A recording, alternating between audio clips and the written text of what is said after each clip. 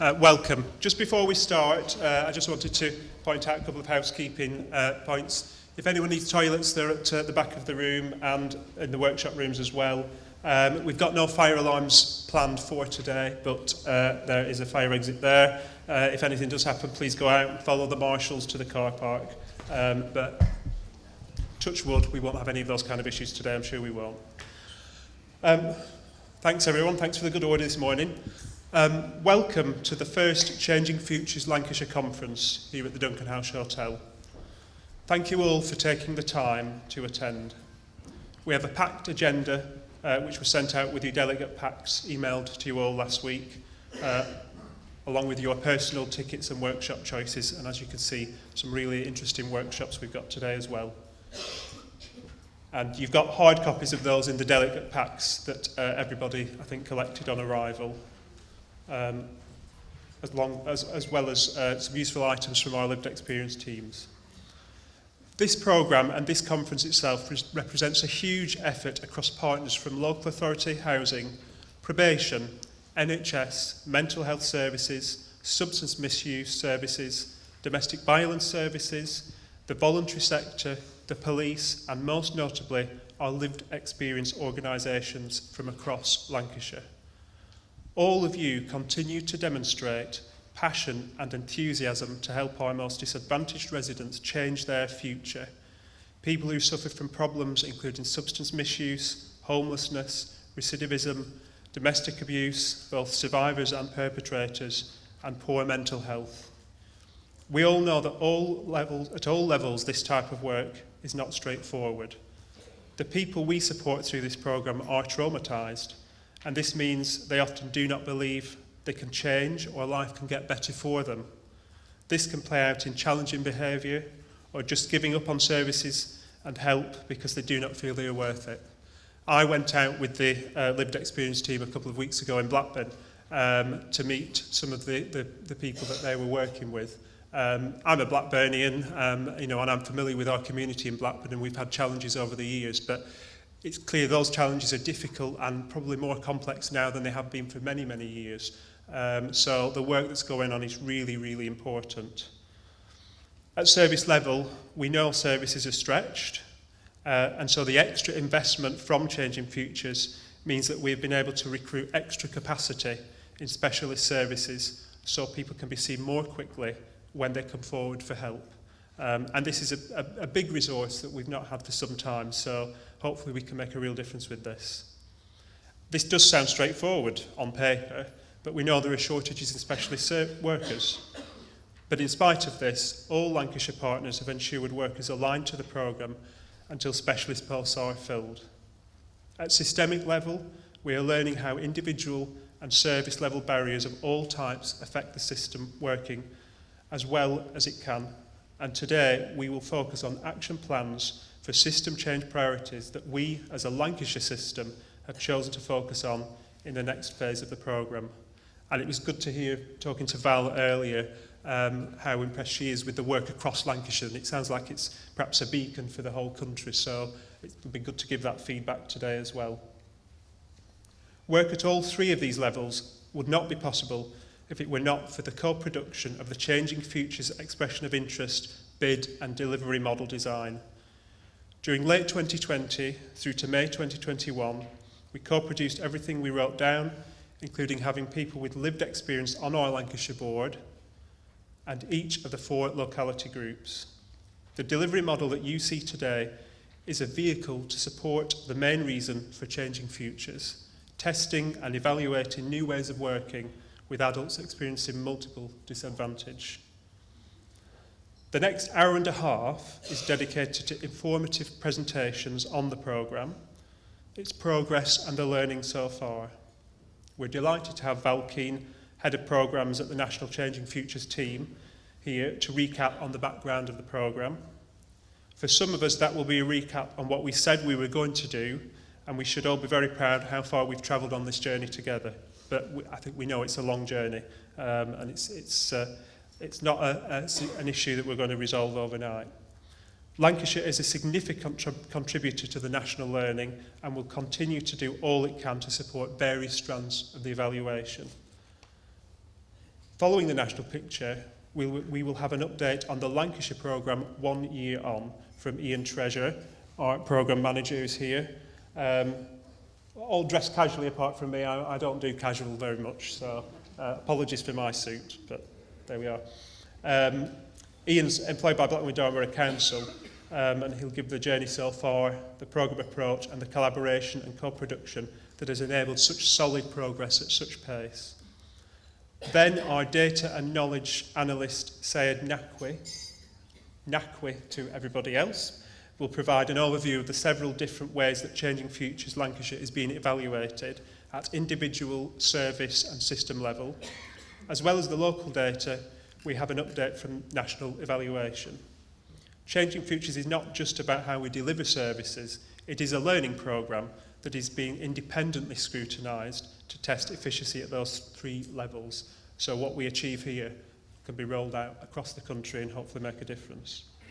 We will have a short film on the national evaluation being run by CFE, Research and partners that will provide even more information about the scale and the significance of this programme and Lancashire's role in it. The programme updates are followed by an update from the 3 lived experience organisations, Red Rose Recovery, Empowerment Charity and The Well.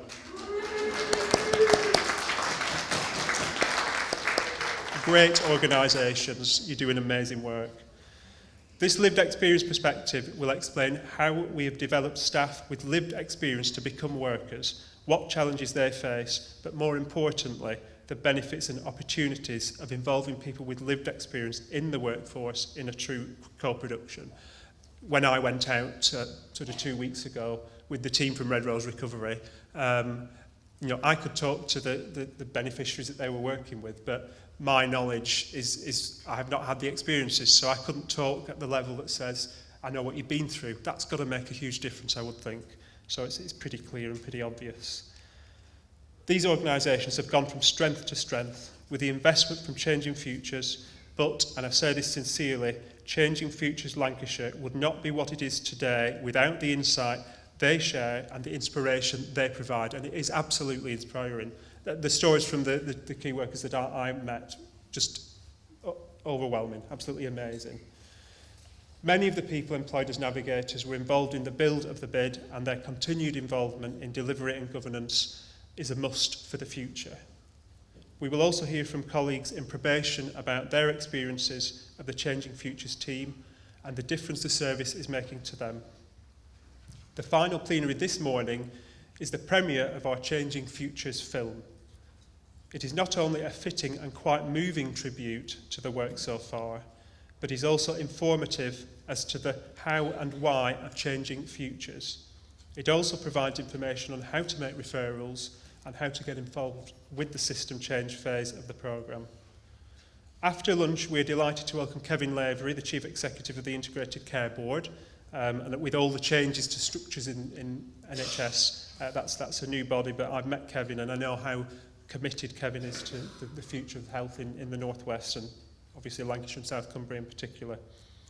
All of these plenaries are designed to provide background information to all of the workshops that are being held later, 1 before lunch and 2 this afternoon, where we urge you to be bold in your suggestions and commitment to undertake action on how we can take decisive action to change systems to better serve disadvantaged people. You've already chosen your workshops ahead of today, so please and sort of enjoy the kind of dialogue that's going to take place there. And with that, I'd like to introduce Val Keane. Thanks.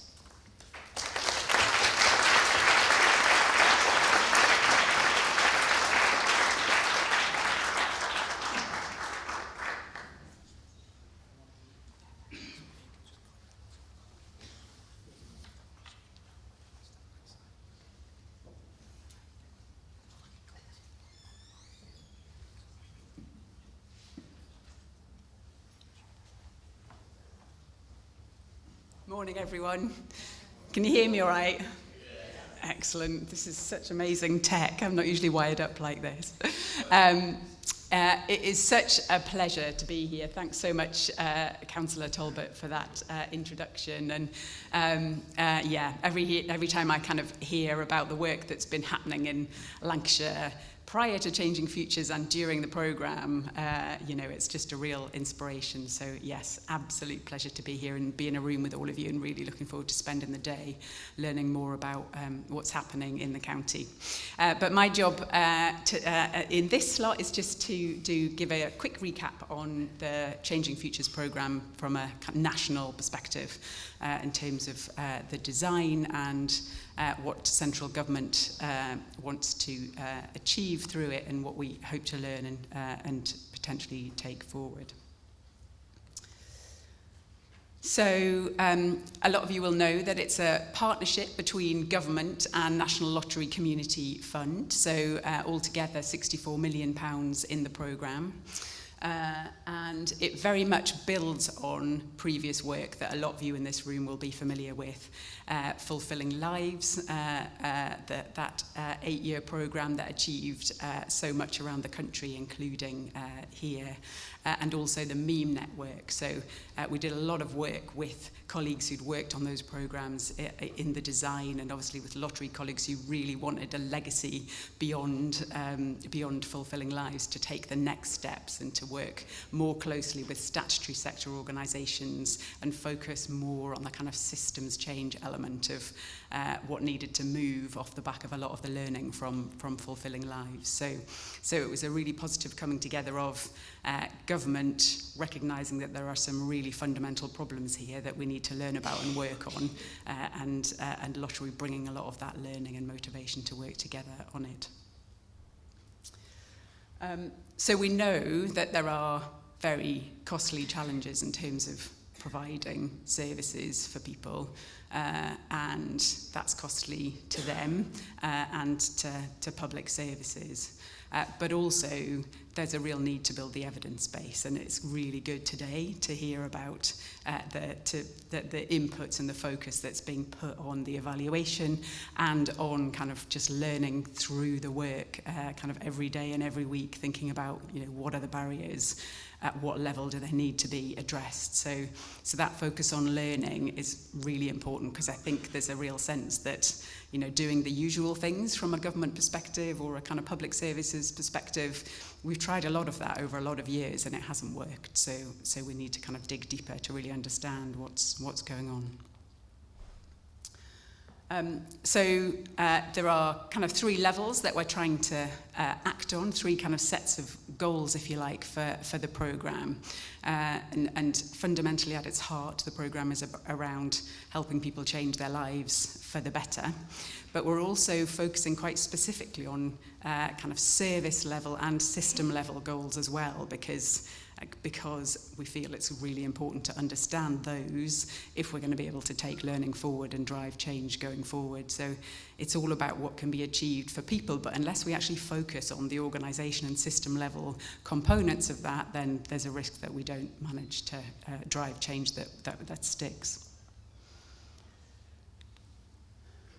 And a lot of you will be familiar with these 6 principles. So that process that Councillor Talbot described of of co-producing the theories of change and the delivery plan for Changing Futures. These 6 principles were basically the bit that kind of central government set out in terms of this should be the underpinning. You design what it is that you need to do in your area. And I don't know about you, but certainly when I hear about what's happening in Lancashire, it feels to me like these principles are all extremely strong in the work that you're doing. You can really kind of see and feel them, which is great. And then there's within government, on the first slide, you'll have seen all the logos of all of the different government departments who are involved in the programme. So it's funded from a government angle by Treasury Shared Outcomes Fund. The point of the Shared Outcomes Fund is to support bits of the public sector to work together more effectively to achieve outcomes for for people, and it brings together different departments who've got an interest in resolving difficult issues. So you can see there just a list of some of the examples of things that government is trying to achieve, that it's trying to drive from separate departments, whether it's ending rough sleeping driven by the department that I sit in, DLUC, or improving mental health services or substance misuse services. Everyone's come together across government because they recognise that pursuing those things from a particular angle, from a particular lens, is extremely challenging for the people whose lives are kind of the most complicated and where there's the most overlapping issues and challenges. So there's a real coming together of departments who recognise that actually there are some real shared goals here, and if we focus on individuals rather than issues, that might be the key to making some real progress on it. And you can see just on the right-hand side there that the rough sleeping strategy was published at the beginning of September, the latest update to the rough sleeping strategy. And there's a big section in there talking about changing futures, and it makes a real commitment on behalf of government to be learning from the work and trying to use that to transform services going forward. Too much animation in this, bear with me a sec.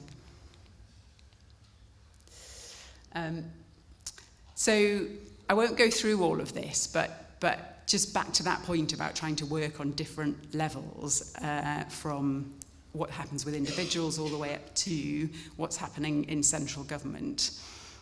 Trying to do that, I think, it requires a real kind of learning process so that we can really build on some of the stuff that Ian was talking to me about last night around really kind of, using the issues logs and really understanding where the barriers are, pinning those down, working out where to act on those barriers and what the right level is. So which are the things that can be done differently in the frontline work? Which are the things that need a different response from statute or other organisations? And which are the things that if government did something differently, it would make a big difference?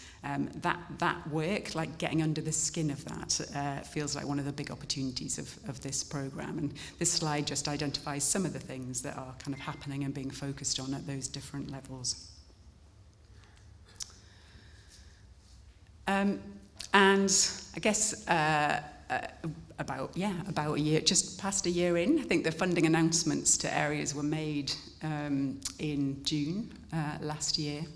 So the amount that's been achieved has been absolutely phenomenal here and in many other places around the country. And we know it's a really short period to achieve some really complex work.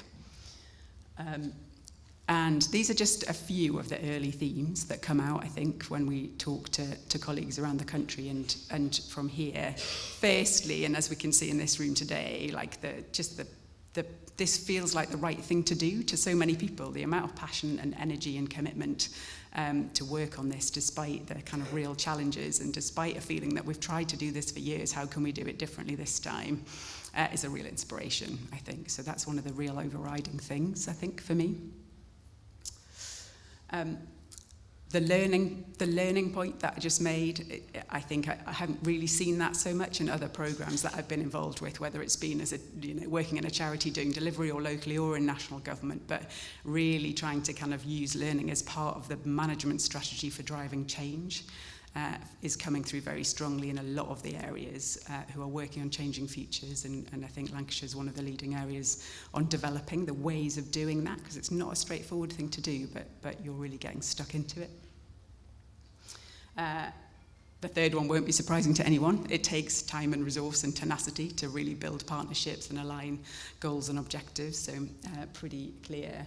And then also I think for changing futures, it's been quite hard across such broad partnerships to really help for a lot of leads in areas to communicate that this isn't just about funding some new services. That's really important, but it is also really about, it's a strategic programme, and it's around helping areas bring things together across what is a really complicated kind of public service landscape, and that's been easier in some areas than others, I think to achieve. And my sense is that a lot of that has depended on how strong kind of existing partnerships and collaborations already are or were before in an area before changing futures, as to how easy it's been to grab a hold of it as a strategic opportunity. And again, I think that's very strong here. And then I guess the final point, and again, a really strong example in Lancashire, is that a lot of the changing futures areas are really kind of plugging this into mainstream, if you like, kind of public service governance arrangements and kind of ways of organising and delivering services, whether it's new integrated care structures or kind of other structures in local areas. So we are really seeing kind of a proper kind of hooking in and trying to mainstream the thinking for the future around this work and get a hold of it. So I won't spend a lot of time on this, but some of you in the room will be aware that Ian and the team are kind of leading work, and this conference will be a big contributor to it. But as part of that, there's a plan to submit to DLUC that's around kind of refining the systems change priorities that were identified at the start of the programme, and really thinking forward about sustainability and thinking about a range of different kind of domains around sustainability of change. So whether that's around commissioning arrangements and funding flows, or how people with lived experience can really influence the work going forward, or the way data and information and learning happens. Those are all kind of big sustainability themes. And I guess, so we're doing that for a couple of reasons. One, just to help areas really focus on what they want to drive at during the duration of the programme. And two, just to kind of really provide a focal point and a lever to bring partners together to think together about it. So hopefully you can use it in that light, kind of use it as a platform to really push the work forward. So I will leave it at that. Thank you again for the invitation, and just say have a really good day, and I'm looking forward to talking to lots of you as the event progresses.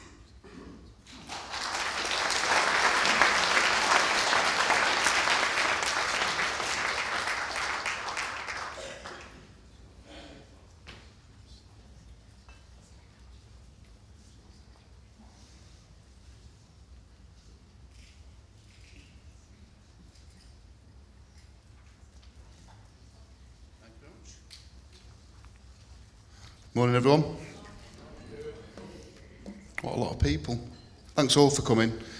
You've already been thanked by Councillor Damien Talbot and also by Val, but also from me and the programme team. There's only 4 of us. There's Sahel and Asif, who you'll have met on reception, who did a great job. And thanks for all turning up at once. But also Nakwi as well, and then Mark Aspen, who's the programme lead.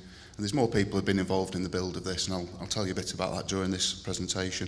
But the first thing I wanted to do was just to, because today is very much around system change. It's around the fact that we've had this programme for a year. We have, as has already been said by an independent voice, not mine, charged ahead with this and done a really, really good job about building this programme, getting the energy behind it and helping as many people as possible. But the system itself, we talk about system change, it's important that we don't offend people, because the system works really hard and the system's really tired, and quite often the system needs to put things like this on its doors. Now I know this is from America, but just have a read of that, and I'm sure those of you that work in the front line, whether it's in statutory services, whether it's in emergency services, whether it's in charities, any community venue whatsoever, will have thought at times, do we need to put something like this up on our door? And it underlines the reason why the trauma-informed work that the Violence Reduction Network are doing, and all of the work that we've got planned as part of Changing Futures in terms of more partnership work and more system development using the voice of lived experience, is really going to help to drive a much more tolerant and sort of empathetic system. And that's not criticising anybody, it's just that we've realised, and as Val said, through the issues logs and all the barriers that we're identifying, there's still quite a lot of work to do, but we are doing well. You might have seen this quote before, Benjamin Franklin. And the idea of this quote is to say that if you tell someone to do something, they may do it if it's a formal setting, and failure to follow instructions might have reprisals. But ultimately, if we actually want to really learn, we have to experience things. We have to get involved with things. We have to be led. We have to be inspired. And I see an awful lot of that in the day-to-day work of this programme. And I think that thing about involvement is something we should be very proud of. Because right from the word go, and I believe this is the secret to the success of Changing Futures Lancashire, we've involved people, there's been collaboration, there's been co-production. Right from the first moment that a few of us thought it might be a good idea to put a bid in for some money. And I laugh because if those of you that were involved in those early days will remember just how rapid it was. You also might have seen this. Kurt Lewin was a psychologist. It's been used for management theory and it's also used in organisational development. And it talks about how you actually do system change. There's a much more intricate diagram that I've pinched from social finance that comes on next. But ultimately, if you want change to happen, you cannot drive it, you cannot make it happen. You cannot have a policy or legislation that will change people's behaviour. It will modify it. And we know that, for instance, with tobacco, that's a really good example where there's price elasticity. So you keep putting the price up. Eventually, some people stop smoking, but there's always that hardcore of people that don't. And even if they were £25 a packet, they would still smoke. And the reason for that is that we're trying to drive change. So what we've done in Changing Futures is we've asked people with lived experience, what are the things that stop you? What are the things that prevent you from coming forward for help? What are the things that make you go to the front door of a service, having waited for an appointment, and go, I just can't face it? What are those things? And we changed all of those. And what we need to do now is we need to think about how we do this as a system. And again, it's not about blaming anybody across the system. It's just about saying, what can we do? And what's my role? And what's your role? And that's the question I'm hoping you're asking yourselves now, to try and remove more of those restraining forces so that change can happen. And we'll have seen that through the way that we've had the CRM that we've built, a single access referral system. We've got navigators that go out and respond and meet with people, within 24 hours, in some cases maybe 48 hours, but it's still really quick. And they'll spend 3-4 hours with that person, that first appointment, rather than let's do an assessment, let's go through all your history, let's re-traumatise you. And we say to people, rather than what's the matter with you, what matters to you? And that's one of the key things, I think, underpinning the Changing Futures programme in Lancashire. So this is the more complicated diagram I was talking about. I've highlighted in red the words that I'd like you to just consider, and I'm not going to read out the whole slide to you. And we will be sharing these afterwards, and also this is being filmed for people that can't make it today. But the first thing I think, and it suggests that we start at recognise where we're at as a system. And I think for those of you that have just taken part in the social network analysis that's part of the evaluation that NACWI is going to talk about, and also there's a film from CFE that I'll be playing, you'll know that the relationships have already changed in the last 12 months. And part of that's the hangover from COVID, where we're all forced to work together in a really rapid way and given lots of freedom. But it's also because I think people have recognised that working in partnership is actually a good thing to do. But one of the key things, one of the words you'll see in there in red, is trust. And I firmly believe that one of those barriers and those restraining forces that we've got, and looking at Lewin's force field model, bearing in mind that was from the 1940s, but Maslow was from the 1950s, and we still talk about that because it's brilliant. So ultimately it's about trust. So one of the questions today is I want to ask yourselves, as you're going into the workshops and as you're speaking to colleagues and meeting people that you may never have met before, what is it that we can do to try and increase the trust we've got in each other? Because therein lies the secret to an awful lot of the barriers that we're still experiencing. So just have a think about that.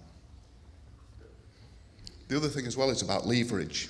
And so we've got Kevin Lavery from the Integrated Care Board who's coming this afternoon, and that really is a new way of thinking. And those of you that take a look at the local news will see that we've got the Executive Director of Adult Social Care is now on the Integrated Care Board.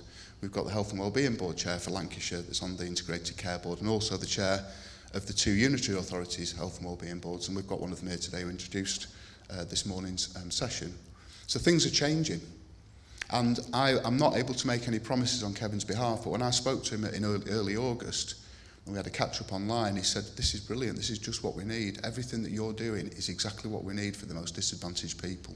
That doesn't mean to say there's any promise of funding, but let's just hope we can try and lever some. And if we can inspire people that are here today, and we have got some senior leaders in the room, we've got some very important people, we've got people who have lived experience in the room, and they're the most important people. But ultimately, if we can get and have those conversations with our system leaders, or the people that can have conversations with the system leaders, we can start to do exactly what we did when we wrote the bid for Changing Futures, and we can co-produce a future. Again, just looking at this one, which is another simplified version, and it talks about a commitment to driving lasting systemic change. And that's what today is about. So all of the information this morning should inspire you to take into those workshops, and the 5 topics for the workshops are in your delegate packs. You've also chosen your workshops, whether that was weeks in advance or just a few moments ago. So you all know where you're going, but please go into there and think about how do we make this lasting. Oh, and the other thing with the workshops is, in the action plan where it says who's going to do it, you can't put Ian Treasure for all of them, I'm sorry. This is a slide that I thought I'd put up, but it does need some explanation. So if you have a look at that, you'll see that The only activity on this slide, which was at the end of May 2022, was here in Lancashire. This is a infographic from the whole of the national programme. And what that means is that Lancashire was the first area to really get to grips with the evaluation that underpins Changing Futures. So all of the navigators at the time would have been on Foul Coast and East at this particular point, that we're doing the Delta surveys. This is the fruit of your labour, people. Thank you very much. And in a couple of months, we will get the first 6 months of data, which will show that the whole country is now taking, well, most of the country is now taking part in this.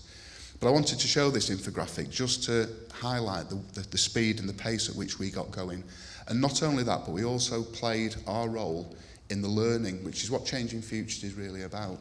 So you've heard me talk very little about the delivery model or the integrated teams. We know they're brilliant.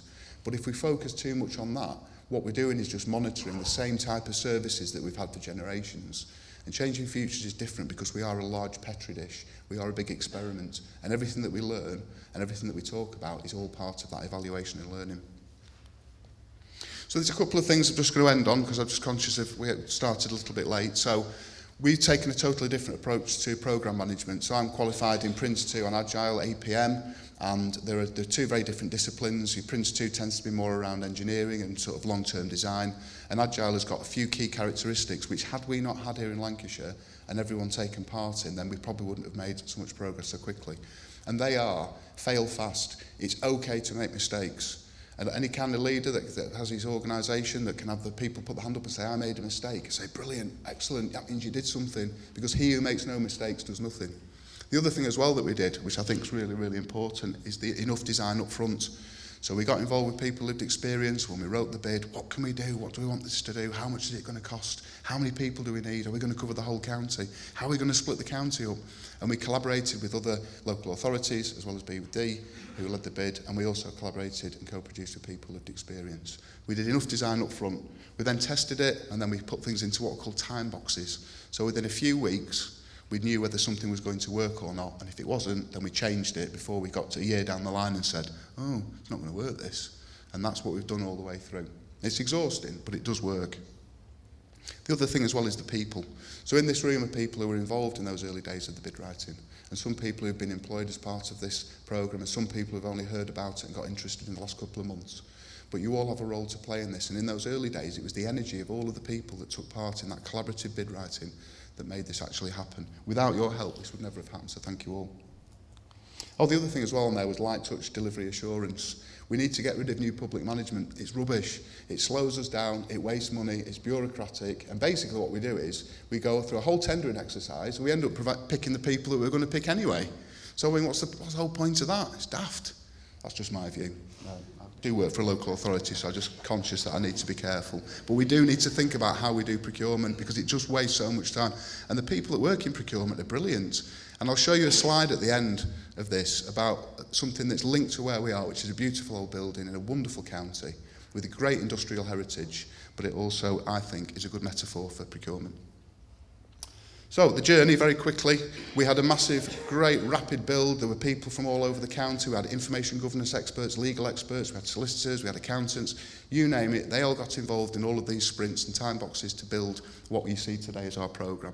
We had lead local authorities, and there was a lot of toing and froing about throwing the hot potato around. Oh, well, what are we going to do with this? How are we going to lead it? It's like, don't worry, we won't go bust. We've got enough money. And actually we didn't. We had £347,000 deficits at the start, but we trusted each other. And we said, it'll be okay, don't worry, trust me, we'll be fine. And people did, and we are. The CRM, that was another good example of co-production, something that we devised. That was Blackburn with Darwin's IT department, who did a brilliant job, and we now have a one sort of stop referral system, one place where you can make a referral, and that automatically sends that referral anywhere in the county so people can get help. And also the stakeholder briefings. Programmes have to have clear and consistent communications. We need to keep in touch with you all. And in your delegate packs, there's some feedback forms. So if there's anything that we're not doing, it is anonymous. We'll email it out, but then we'll know who it is that sent the feedback. So if you want to do it anonymously, feed in your form and let us know if there's anything else we can do. So just very quickly, because I'm just conscious of time, system mapping. We all got involved in that in the summer. I couldn't put the system map on this screen. I would have needed a screen the size of the one that they have at Ewood Park. To have shown it. It was just huge and complex. But ultimately from that we realised that there were some things that we needed to look at as system change priorities, and the 5 of them are in your delegate packs, and those are the topics in the workshop today. We also need to plan this sustainability and legacy, and that's something that we will be co-producing. I've been a bit preoccupied with organising a conference with Sahel and Asif's help, but we're getting there, and we will be in touch in the next couple of weeks. We want as many people as possible involved in that, because you've all got a role to play. But also, I'm very proud of this. We've written a model of care. It's only in draft, but it's starting to articulate and put down on paper all of the learning from this programme so far. So we have a blueprint for a service model, but also we know what role all of the other statutory functions across and the brilliant services across Lancashire play in supporting people with multiple disadvantage, and also what help they might need from us in terms of training and development. This is just a quick diagram about hierarchies, about what types of organisations there are. You can see in there that we have, and you'll see from the core programme team, we don't really have a hierarchy. Navigators can ring me up and ask me questions. I really don't mind. It's about making sure that we work as one team. And sometimes organisations become too formal because they don't trust the staff. And this is the metaphor I was on about. So this is what it's like to work in procurement. You just sat there all day spinning bits of yarn, and you don't know why you're doing it. And ultimately, you know that somebody picks that thread up and makes a beautiful fabric out of it, but you never really see the end of it. And I went out to meet with the Chief Executive of Prisons in December, and he said, one of the problems we've got with our prison officers is that they never see people come back. He said, they know that that means that it must be good news, because they haven't been sent back to prison. But we never hear about the success. We just know that they've not come back here. And I think that we've got a lot of work to do to make sure that we engage people that are involved in those very dry and overly bureaucratic processes, so that they know that everything that they do, no matter how mundane and monotonous it may be, is making a difference. So if you can think of any ways that we can do that. But I just wanted to put that up because obviously we're in Lancashire, and this very site is a medieval building and will have seen the whole birth of the industrial era. And let's just hope that it doesn't take 900 years for us to realise our system change objectives. Anyway, that's enough from me. I'm going to hand over to Nakwi, who's going to talk about the evaluation at Lancashire level. Thank you.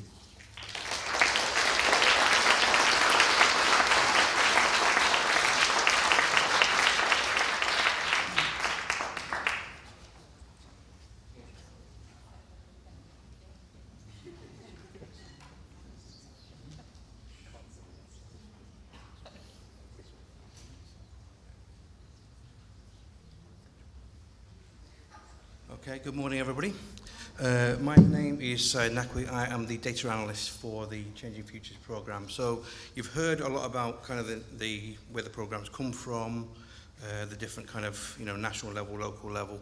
But my job is to kind of make sure that all the data is right. We're collecting what we need to collect, so that we can inform that kind of systems change stuff at all 3 levels.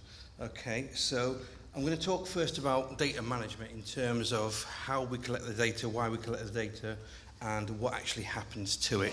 So there's 3 main bits really. There's our CRM, which is our local recording system, and that's where anybody making a referral to Changing Futures, that's where the initial information will go. From that, it's assessed in terms of the NDTA, which is the New Directions Teams assessment, and basically it's assessed whether a beneficiary is going to be adopted to the programme or signposted to other support services. And also with the CRM, that's just a customer relations management, that's what CRM stands for. It's just a system where you record every kind of contact in terms of what you do with an individual, what you do with a case. So the case management is run on that. So every time there's a contact with a beneficiary, that's updated, and the nature of the contact is managed on that. Okay. Then we have what we call Delta, which I'm sure the lived experience team in the room absolutely love. It's the system where you basically the national system where you upload all the information about your beneficiaries, and it's recorded there. Basically, what you're required to do is once a beneficiary is assigned to a navigator on a lived experience team, within 6 weeks they have to complete a first outcomes questionnaire, then a first assessment, and then within 3 months they're supposed to do a historical outcomes questionnaire. And the purpose of that is to track the journey of the beneficiary and the impact of the programme. Okay, and then Alongside that, Ian and Val have mentioned a couple of different things in terms of national and local assessments. We have a quarterly return, so every 3 months I bug the locality managers for data so I can send it back to DLUC so that we can assess how well we're doing. But alongside that, we've also, as Lancashire, we've been chosen for a number of different projects in terms of, Ian mentioned the social network analysis, which is analysing how well the relationships are between different groups and different agencies and mapping the change in that. And also Lancashire's been chosen for what we call a deep dive analysis, which is looking at a number of different cases and really going into the case files of those individuals and seeing what impact the Changing Futures programme is having on that. So we really are at the forefront of a lot of the kind of the national evaluation process as well. So it's all down to your hard work in terms of the lived experience teams, allowing access to kind of, you know, the beneficiaries, those beneficiaries working with us to make sure that we're collecting all the data that we can, to make sure that we're recording everything and it's working, and we can assess properly what's going on. So in terms of what the data is telling us, these stats are from the CRM, collected from the 1st of April. I know the programme started before then, but the CRM actually went live in April. So from the 1st of April to the 31st of August, so we're looking at 5 months worth of statistics, we've had a total of 545 referrals, accepted 408 beneficiaries, at an acceptance rate of 75%. That means that the other 25% have been kind of signposted to other agencies for support, but 75% of all referrals that we receive are coming onto the Changing Futures programme. When I talk about Delta, and I'll say a big thank you to anybody that's been inputting the data on Delta. When I last checked, we had 818 separate submissions on the Delta system. So that's quite a lot, definitely compared to other areas as well. So it means that we're doing something right. You know, me bugging the locality managers and the lived experience team to make sure you're submitting your stuff on Delta is obviously working. So a big thank you from me for doing that. Okay, so what does this tell us? In terms of the referrals, obviously, April is a lot higher. I'll have to put a caveat on this because the system went live in April, but we had beneficiaries from as early as February and March. So that's why that number's slightly higher in terms of there was some backdated data to submit. But if you can see, we're now kind of levelling out at about 90 referrals per month onto the programme. By gender, still predominantly male, so 71% of all our referrals are male. In terms of age, 34% are aged between 36 to 45, and then you've got 26 to 35 and 46 to 55. So that kind of middle age group is really where many of our referrals are coming from. So only 10% are on either side of that. So we're only getting about 10% or 10% of our referrals are aged 18 to 25 or 55 and above. Where these are coming from, again, if you notice, lived experience teams, community organisations, police, probation. So we have referrals from many agencies.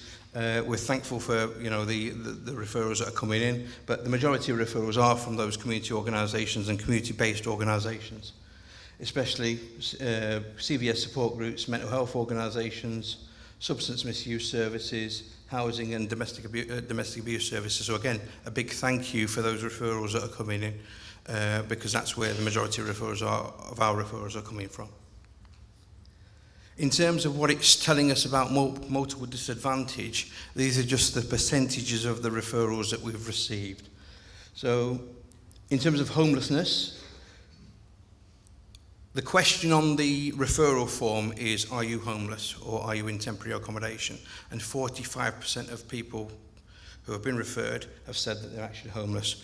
When you drill down a little bit deeper, about half of those are sofa surfing. So about 25% of people referred onto the system are sofa surfing, and drilling even deeper, 10 to 15% are actually sleeping rough. So I think that kind of matches up with kind of other figures that we have from other areas. Mental health and substance misuse. You can see these are, I don't know if the big red dot's working on this, but you can see that these are absolutely huge. Over 90% of people being referred into Changing Futures are saying that they have mental health issues or mental health concerns or are misusing substances. Huge percentage. Criminal justice system or contact with the criminal justice system, 2/3. 2/3 of those people being referred in have got some contact with the criminal justice system. The majority with the police or probation. And domestic abuse, 57%, so just under 60%, have some involvement in domestic abuse. Now taking that further, that's nearly 50% of victims of domestic abuse. 33%, a third, are perpetrators, and the remaining 18% of those that are saying they have domestic abuse concerns are actually both perpetrator and victim. So you kind of get in the profile of the kind of people that are being referred, and it won't be a surprise to those of us that work in that sector that this is the profile of the individuals that we're getting through.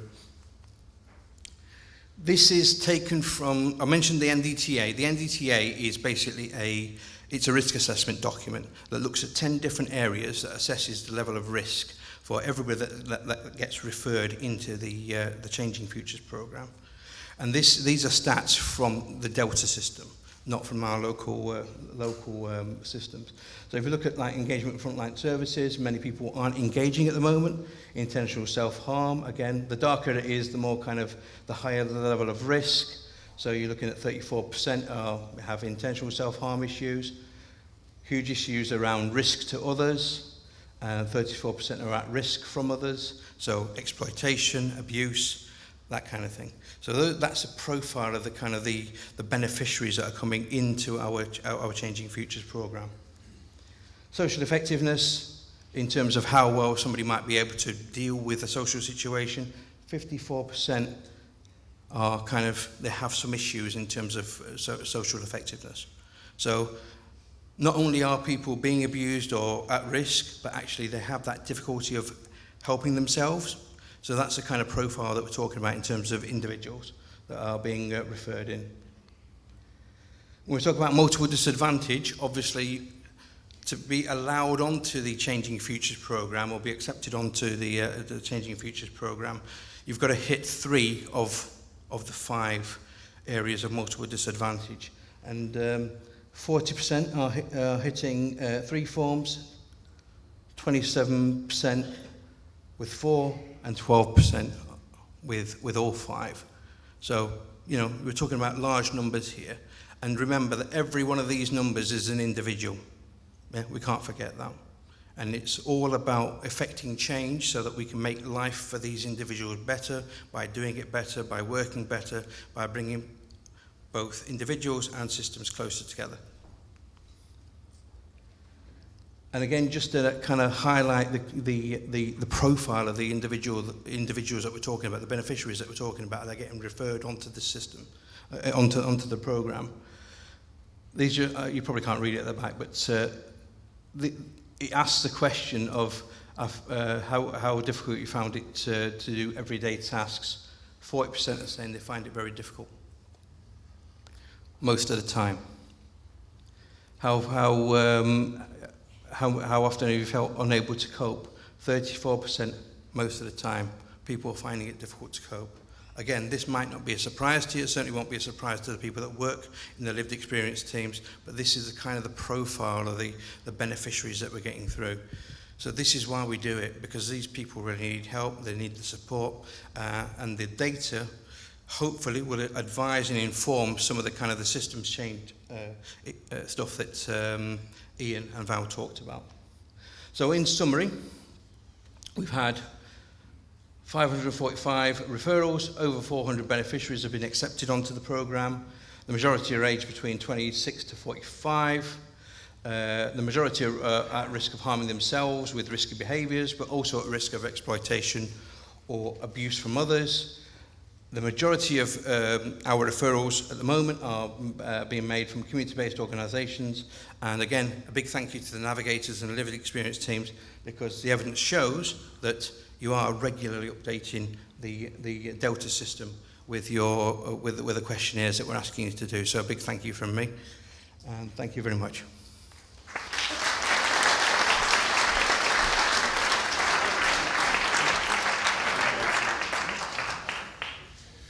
Just to manage the time, what we're going to do is show this film that's on the slide deck at the break, and I'm going to invite the lived experience teams to come up. So that's empowerment first, then Red Rose Recovery, and then the well. So if I can invite colleagues from empowerment to come up now, and we'll show this film at the break. It is really good, but just conscious of time. Thank you.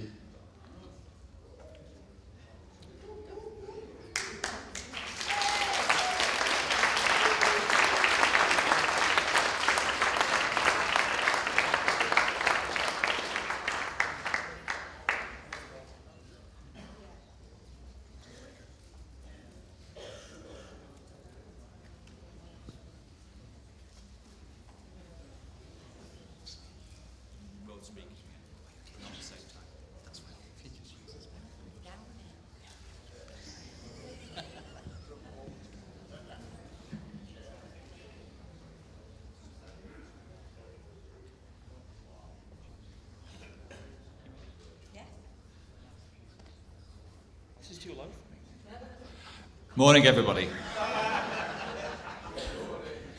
What a fantastic start to this conference on changing futures. So, this is going to be the lived experience bit, which actually is the highlight of the day. Okay, are you ready for the highlight of the day? Okay. So, for those of you who are able, and don't do this yet, okay, people working alongside people with lived experience usually ignore everything I say, okay, so don't do it yet. What is happening with Changing Futures is nothing short of a revolution within Lancashire, okay?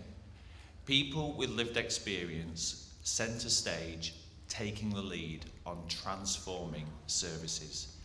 Everybody in this room, before we even start, deserves the biggest round of applause and cheer for each other, okay? Because what you are doing is something amazing. So for those of you who are able, please stand up, clap your hands, and make a big noise, please. Thank you.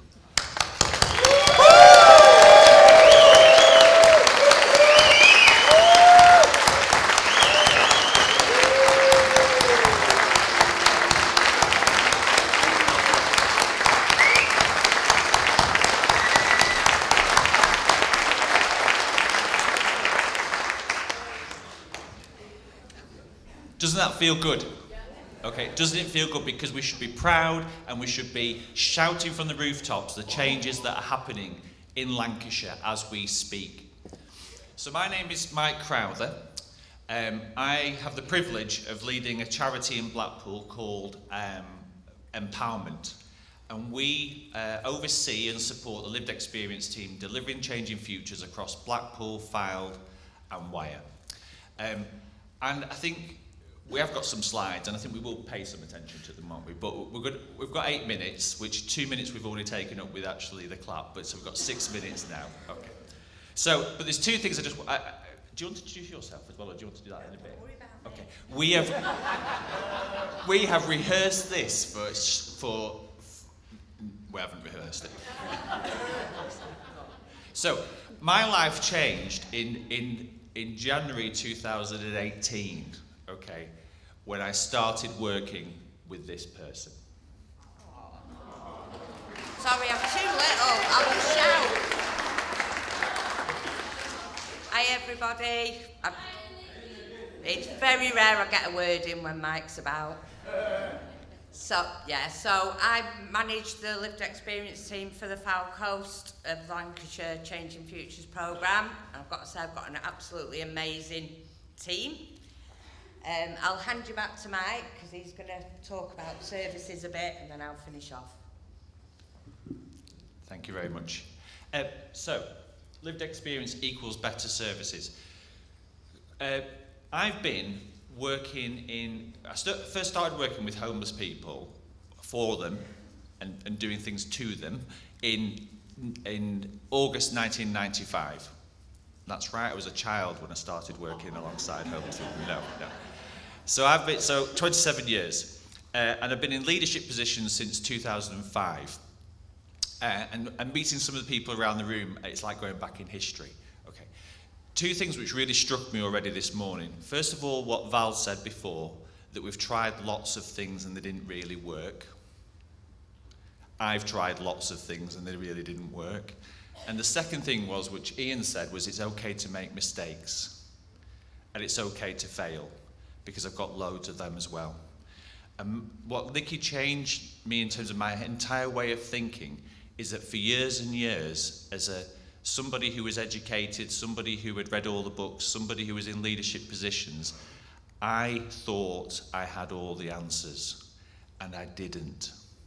And it is one of the best things in the world when you actually come to that point where you can admit that actually, for all my hard work, a lot of it was crap. Okay, I'm not sure if that's going to be edited on the film, but and the other thing that Ian said is that there's people working within the system who are working extremely hard. They are.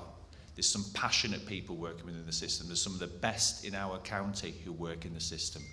But we keep very often trying to do the same things. So change comes from people with lived experience. People with lived experience need to take the lead more and more. And that's what Changing Futures is doing. So lived experience means better services. And there's a whole number of reasons why that. But my experience is because people with lived experience know what they needed when they were going through those experiences, very often they didn't receive. And therefore they have an opportunity to put that right. People with lived experience have compassion, they have understanding, they have been there themselves.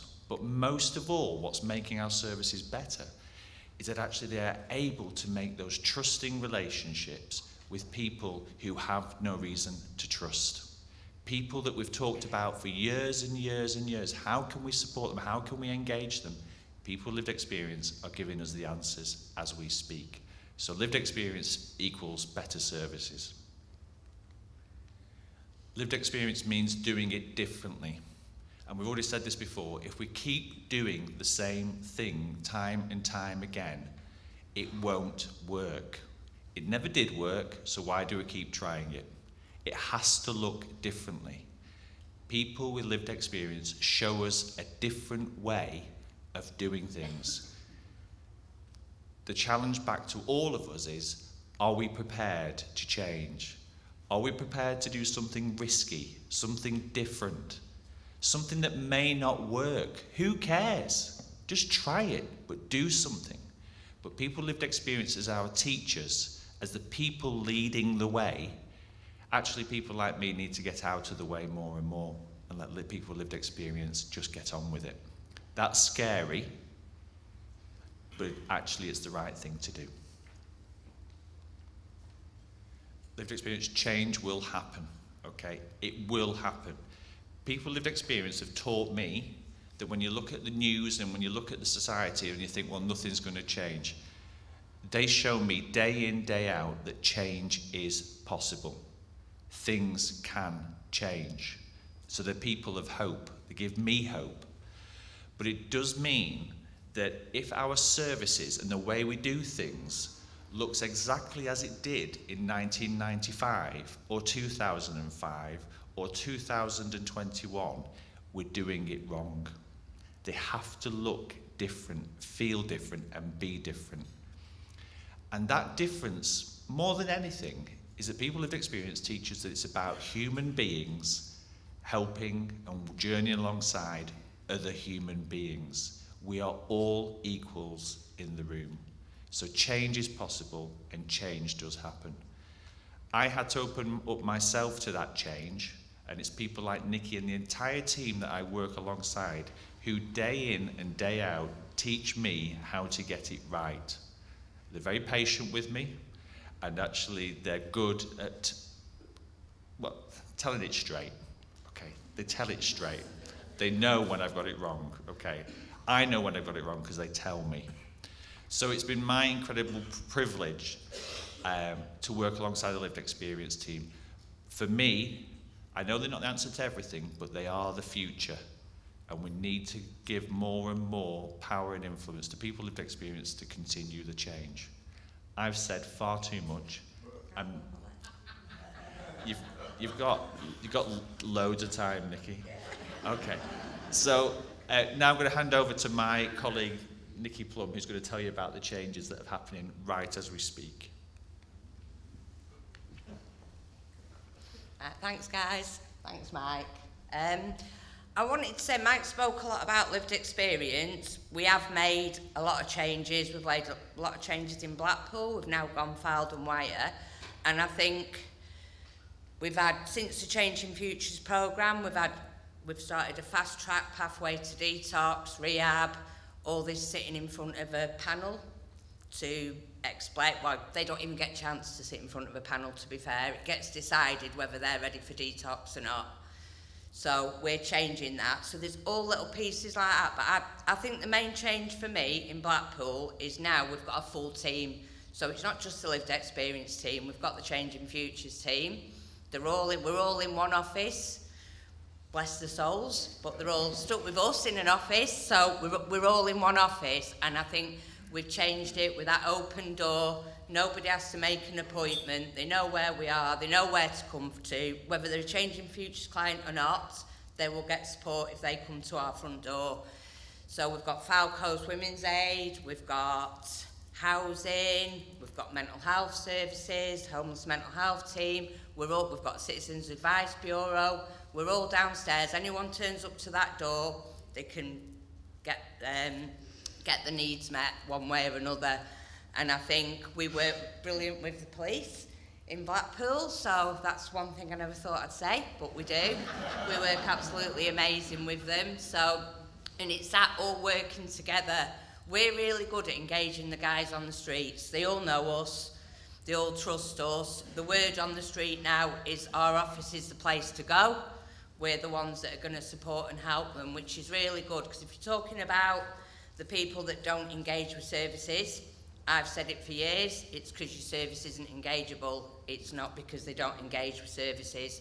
So they'll come to our front door and they'll ask for support. We've got brilliant relationships. We've got drug services just upstairs. We've got all the services downstairs. We're just moving out to do the same in Filed and Wire, to have a one-stop shop. So one open door so that they can come in and hopefully all those services are there instead of them having to go to one service, then another service.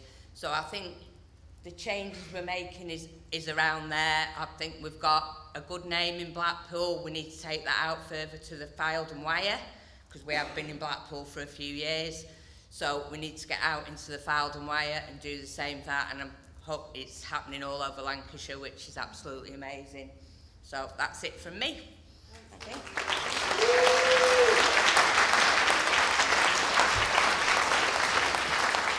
That was exactly 8 minutes, Nikki. You did well there, 8 minutes-ish. Okay. One of the pleasures we've had over the past Changing Futures programme as well is getting to know Red Rose Recovery and The Well, amazing organisations working across the rest of Lancashire as well. So I think, who's next? Who's going to come on next? Red Rose Recovery.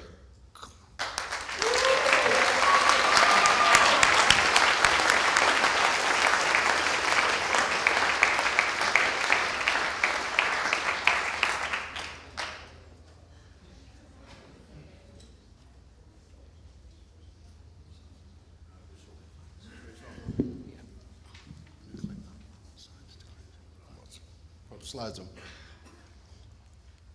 Integrated working together. So yeah, I'm Kevin, I'm team leader for Changing Futures Central and West Lancs, Red Rose Recovery. Integrated working, I don't know, I only got given this last night by the way, so I didn't put this PowerPoint together. I was just asked to deliver it today, so it is what it is. Integrated working together to achieve better outcomes.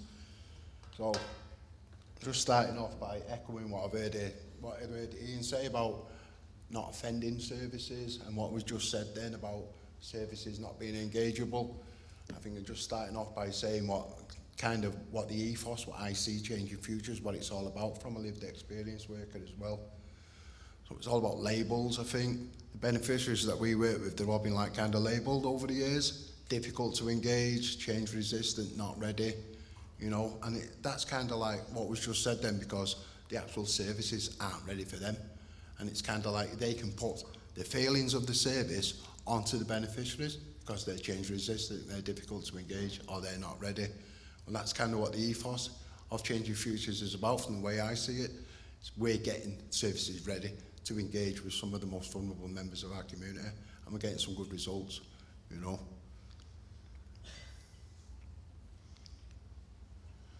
Benefits of working together as one to achieve the best outcomes for those who we support. So it is about multi-agency working, it is about working as teams together.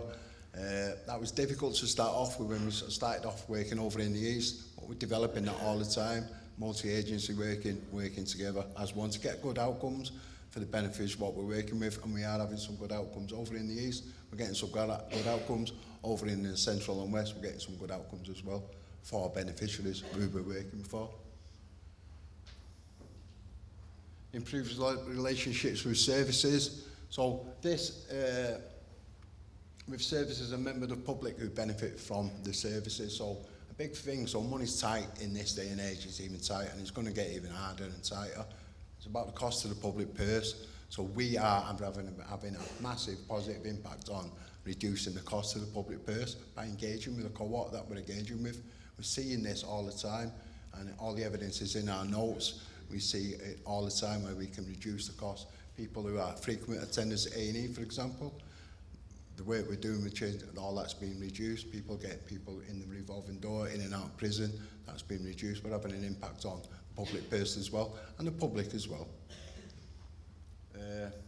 More efficient at delivering services. We are getting more efficient, and that's by partnership working. That's what we're doing on Changing Futures. Again, when I say more efficient, it's not just about being efficient, it's about being effective, but at the same time it's about being cost effective as well.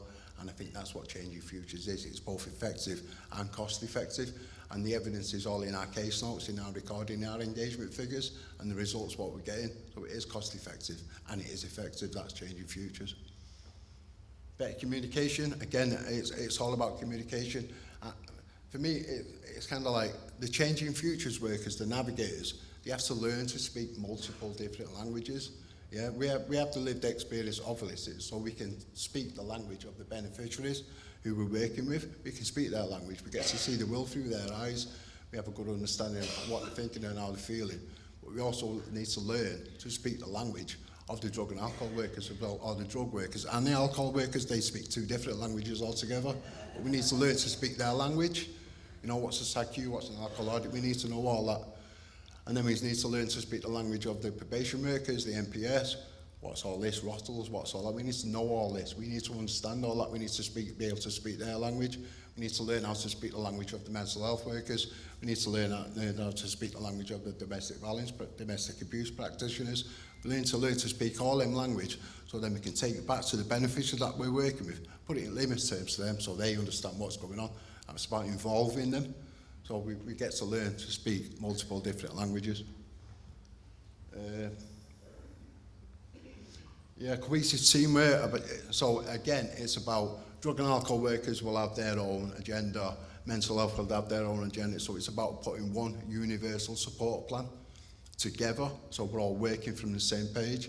And that's kind of not like, so the people that we're working with have been known to services for a long time, yeah? And they've probably been assessed to death over the years. Oh, sit down, let's do an assessment, let's do this, let's do a support plan. All the time it's happening, so we'll have one support plan, which we'll be working towards and achieving good outcomes again for the beneficiaries. Again, that's about multi-agency work, partnership working. Get one support plan, we're all on the same page, we're all working together for the benefit of the beneficiary to get good outcomes. Again, I've mentioned that bottom one. Again, it's reducing the cost to the public purse. The bottom line is there is a cost to the public purse for any service, and we're about reducing the cost to the public purse. I didn't put this together, by the way. I'm just going to... A day in the life of a lived experience navigator. I don't think I need to look at that to give you a day in the life of a lived experience navigator. I have worked as a navigator, and I'm now the team leader. I've worked over in the East with the outstanding team over in the East. Now I'm working over in Central and West with the team over there. I kind of like, every day is different. What we have to learn is not to be reactive, because when we're reactive, we're kind of doing things without really thinking about it. Best to be responsive instead. But then at the same time, a lot of the work we do is reactive. So it's kind of learning, it might sound a bit mad, but it's kind of learning how to be reactive responsive or responsive very reactive. It's a bit weird, like, but that's kind of what we need to learn to do, because the traditional way of working, here's your appointment, doesn't work with the beneficiaries that we're working with. So we do need to be a bit reactive, but we also need to remain responsive as well. You know, put some thought into what we're doing. So our day would normally start at 9 o'clock with a team meeting. We'll have a sit down with a team meeting and discuss actions, etc. for today. About 9:30, we'd go out about our business, our face-to-face contacts. They're all out in the community. It might be supporting beneficiaries to get to hospital, get to probation appointments, just having a brew, building rapport, building confidence, and try and encourage the team over in Central and West not to book anyone in after 2 o'clock. So your last face-to-face will kind of finish about 3 o'clock. Doesn't always work like that because of the chaotic nature of the beneficiaries that we work with. Try and get back to the office for 3 o'clock for a sit down, do your admin. But more importantly, use that time for an unwind, because we are working on a daily basis with trauma survivors or people who are experiencing trauma in the here and now. And if we're not careful, we can become traumatised ourselves. Anyone who engages empathically with traumas of survivor will be traumatised themselves. Try and use that space every day to unload. You know, the well-being of the team over in these 6 massively important. It takes priority over everything, over all your KPIs, over everything. It's the well-being, which is massively important of the team. And I think that's another learning, what we need to learn about. I know there's some work going over there in the north about from someone in the well about supervising people with lived experience. I think that's really going to be a good piece of work that's going to be coming out. You know, because it's not. Things have to be adapted, things have to be changed to make it better. I mean, I supervise the team, but it's not kind of like, you have to adapt this. That supervision needs to be adapted to meet the lived experience team. So I'll be interested to see what that works coming out. Yeah. All right, guys, thank you.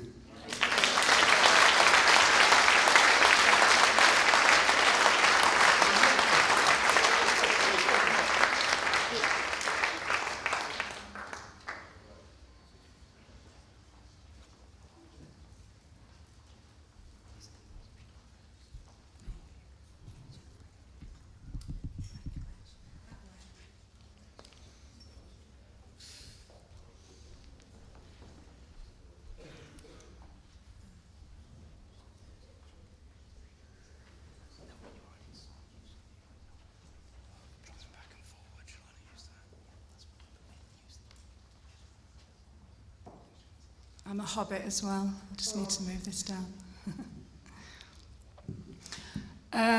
My imposter syndrome is really, really loud in my head today, so I'm just going to flag that up. I've completely over-prepared with all of these notes that I don't even know that I'm going to be able to get to, but I just want to say thank you to everybody being here and just to the Changing Futures teams. It's an absolutely brilliant piece of work and something really, really close to our heart. So I'll introduce myself. I'm Kerry Hyam. I am the Director of Operations at the Well Communities. I'm also 15 years in abstinent recovery from heroin and alcohol addiction.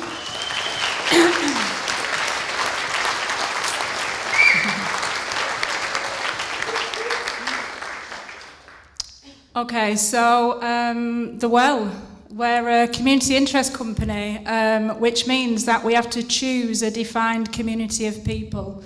Our defined community of people is the recovering community, people like the Changing Futures cohort, people who are looking to get well, people who are looking to break free. What makes us special and unique is we also employ that defined community of people. So the way that we do business, the way that we treat people, kind of runs right through from front door of coming into our service to people who ultimately become a staff member.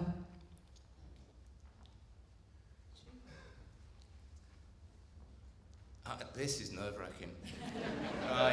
You know what? From what I've heard so far, I'm kind of preaching to the converted and I'm amongst friends. And it's so nice to see the lived experience drum being beaten. For so long we've felt like we've been alone beating that drum, and to find a room full of people all beating that drum is amazing.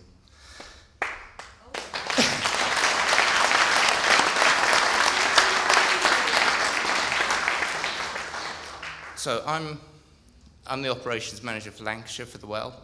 I am a success of the lived experience approach. I'm one of the 60% that came through the project and is now employed. We're here to start off talking about how lived experience helped us. Now, we've heard a little bit about that. What I can tell you is how lived experience helped me. You know, my journey started in a typical way. I went to doctors for a drug problem, and they gave me drugs. I went to services, and they couldn't reach me. I wasn't ready. I wasn't ready to be helped. I had a lot of other institutions, a lot of other services involved in my journey. And I see these services working for other people. But I was one of the cohort of people that would be a beneficiary of changing futures right now if someone with lived experience hadn't reached out and given me that hope and that inspiration that change was possible. And the person that I met didn't tell me what to do. He didn't give me anything, so he had nothing he could take away from me. He listened. He nodded in the right places. He smiled at the kind of in-jokes that only other people with lived experience get. I knew that this guy had been where I'd been, and he was sitting there in front of me, happy and clean. A combination I never thought was possible, you know. And for the first time in my life, I felt hope, real hope that change was possible. And it wasn't because he told me change was possible. It wasn't because he told me what I needed to do to get clean. It was because he sat there as a visible example of recovery. I could tell he'd been where I'd been. And that changed my life. It absolutely changed my life, that one encounter. Now, the guy who I had that conversation with never knew the change that he'd made to my life. And that's something I always hold on to. Because when I deal with people now, I don't need to see immediate change in them. Because I know sometimes I will never know the effect I've had on someone in the same way as this guy never knew. Actually, I met up with this guy 3-4 years down the line, and I had a chance to thank him. Someone mentioned earlier that police and prison officers don't often see the results of some of the referrals or the interventions they give. You know, that's the same for us. And that's why it's really important we get out and we beat the drum and we tell people that recovery is possible. You know, rather than being told what to do, as has been kind of mentioned earlier. If I'm told what to do and I fail, I've got someone I can blame. You know, they cut my script. They cut me off. You know, I've got someone to blame. A lived experience approach, we don't tell people what to do. We tell them what worked for us. It's up to them if they want to do it. I've got no one to blame, you know. All of that blame led to me being just resigned to my situation. But the lived experience approach, there was no orders, no one to blame. All they did was share their experience and showed me that recovery was possible. And visible recovery looked good, you know. Somebody sitting in front of me smiling, not rattling, not scratching around first thing in the morning, every morning. It's a carrot, not a stick approach, you know. And the thing about what we're doing today is we've got no time limit, no pressures to put on any of our beneficiaries, just a traction of what could be possible for them. You know, there's no conditions on that help. If I'm dealing with somebody, they don't even have to stay clean for me to help them. I'll turn up again next week, and I'll help them again, you know. In short, they had empathy, they had compassion, identification, credibility. All of the stuff you see on that slide there was what attracted me to Changing Futures, and that's how Changing Futures helped me. not Changing Futures, that's how lived experience helped me, and it's so good to see everybody in this room beating the drum of lived experience. Thank you, Richard.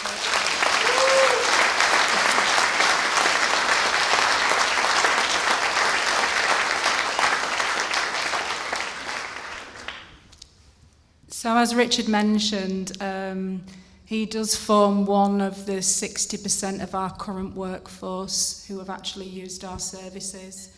The other 40% all lived experience and have experience of being passed from pillar to post, from working with people that don't understand them.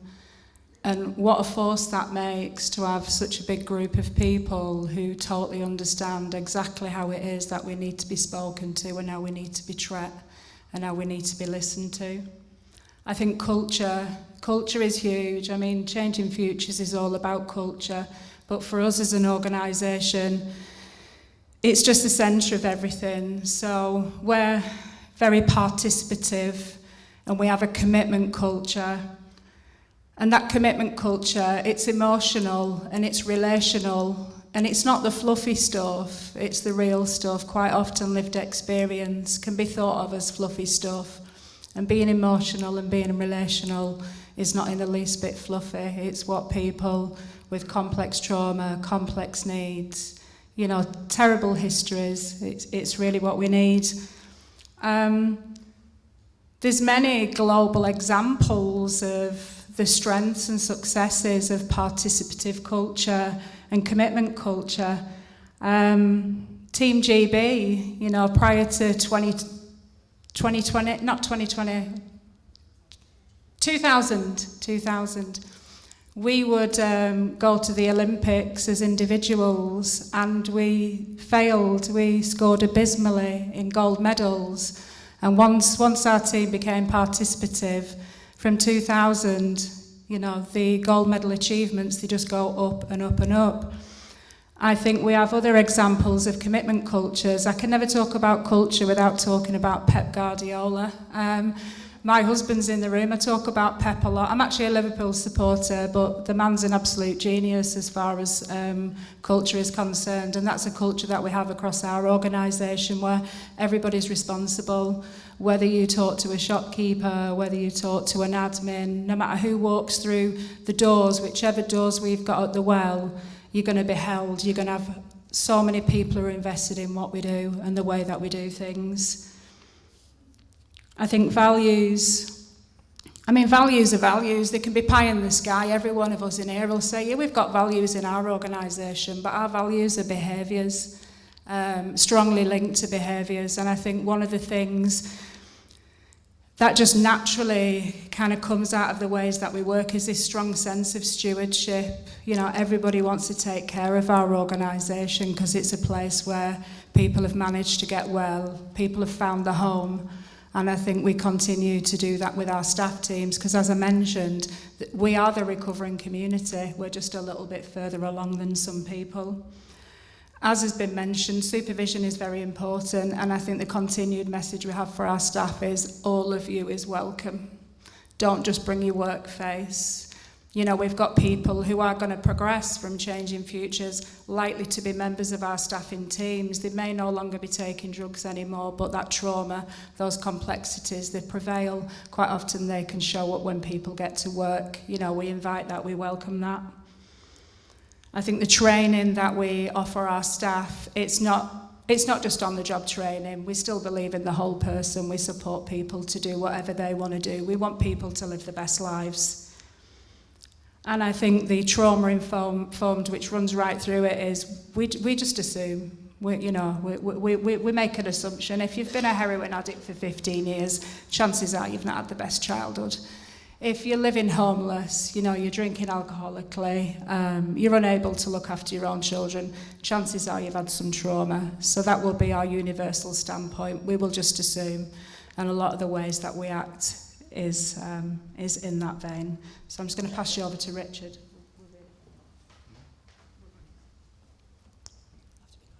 Hi there, yeah, I think we're running on, so we'll have to be quick, but I don't want to miss this bit out, yeah. I'd like everyone to join me in a moment of silence to think of the people for whom this project came too late, and to remind ourselves of how high the stakes are for this cohort of people.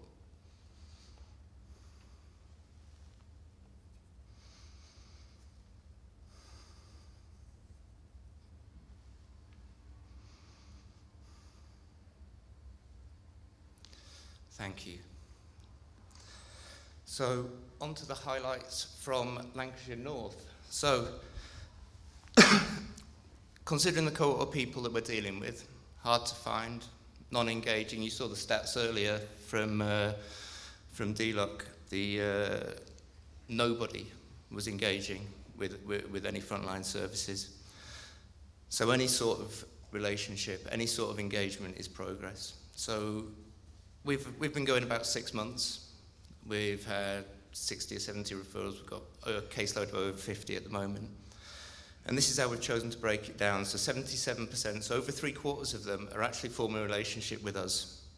So what does that look like? That looks like our navigators going around to their house, listening to music with them, having a chat, helping them tidy their flat whilst they're listening to some music, taking them out for coffee, going for walks, reducing isolation, treating someone like a human being and like they're worthwhile. You know, 58% of them we would class as trusting and engaging. So what does that look like? We go around the house. We've got a navigator who goes around and does one of the beneficiaries' nails.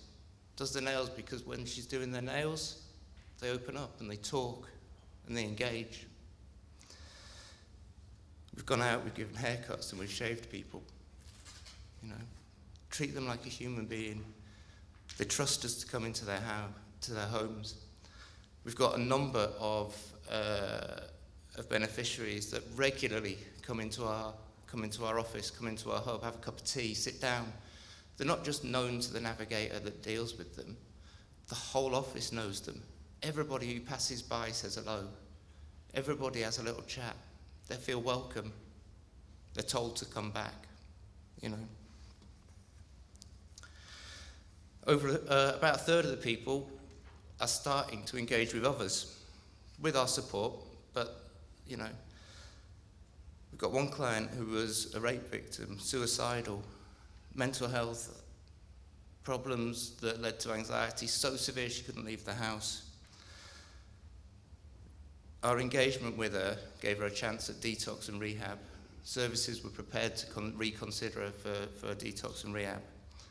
We took her to visit it so she wouldn't be anxious before she got there.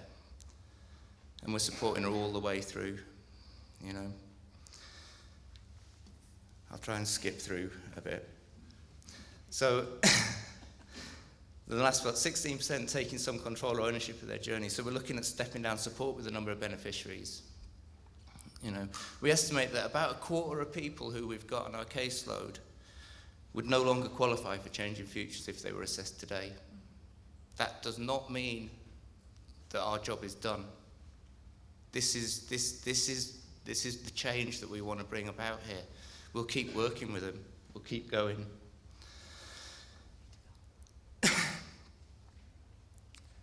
So, we also had a group of people who were supposed to be unhousable.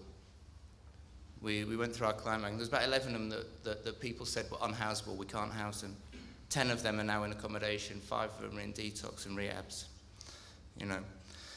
So we had somebody who was homeless, severe mental health, untreated addiction, unsafe injecting, history of criminal offending, vulnerable, exploited. He's previously been found dead in the street. He fell between the gaps. He was too high risk to be housed, but not high risk enough to get the care he really needed. In partnership with social services, we put together a body of evidence. We advocated in every MDT meeting that we came to. And this person is now in a secure mental health rehabilitation unit where he is thriving. I'm going to finish with an email that we got from his mum, because this is the impact we have, not just on the people, but on the families and the wider community. And it says, first of all, thank you so much for supporting, I'm not going to say his name, I really appreciate all that you did for him at a very scary and extremely vulnerable time in his life. He's been at Wesham for 3 and a bit weeks. The staff report he's polite and well-mannered. He's made a pizza and does a little cooking. He plans a shopping list with an OT on a Monday morning. He's played pool of an evening with other residents. I visited him twice. He looks rested, clean and smiley. So baby steps. But everything's going well so far. I plan on seeing him every 10 days. It's so lovely to see him looking normal and happy. I'll update you as he progresses. You know.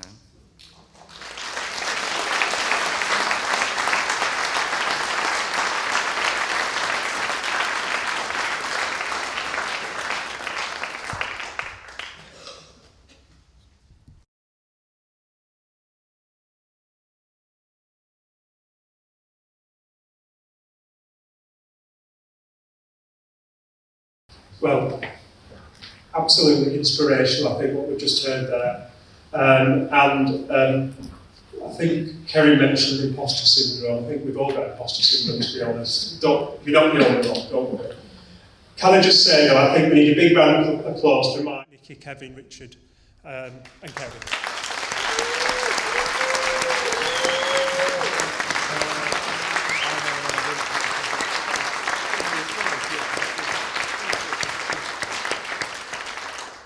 And I'll move as quick as I can now because I know Ian's got the whip here saying we're behind.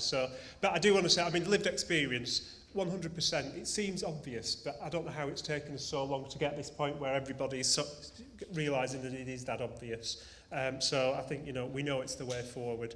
And I think the point made before about everyone being equal, everyone's equal in the room, outside of the room, everyone who's had the experiences, because it's a fine line to go down the route of trauma, whether it's a bereavement, a loss of a job, domestic abuse, or lots of different circumstances and situations, I think, can lead you down that route. So it could happen. We could all be in a situation we need the help. So it's wonderful to see and hear what's being achieved. We've got the film now. Eamon is sort of our answer to Steven Spielberg, and he's a very talented young chap. So after the film, please get a coffee, have a brief break and go to your workshops. I think the details, if you need your names, are on the boards. So please do that. Lunch will be at 12:30 and the workshops may be a bit shorter. But I think we'll move into the When we heard about the opportunity to bid for Changing Futures funding, Blackburn with Darwen Council was delighted to lead the bid proposal alongside the energy, drive and leadership within each locality that has moved at an incredible pace to get this programme up and running. In particular, Blackpool Council, Fylde Coast locality, Preston City Council, Central and West locality, Lancaster City Council North locality, and here, Blackburn with Darwen, who both lead the East locality and employ the core programme team to support and oversee delivery. Lancashire is committed to reducing health inequalities and improving well-being, which it is demonstrating through its community safety work, public health prevention work, health and wellbeing boards, and now through this Changing Futures Lancashire programme. As the Cabinet Member for Health and Wellbeing at Blackburn with Darwen Council, I'm delighted to join Denise in introducing this Changing Futures film outlining this groundbreaking programme. In this film, you will hear from the programme manager and the 4 locality leads about the co-produced delivery model, but more importantly, the evaluation and learning from the programme that makes it so unique.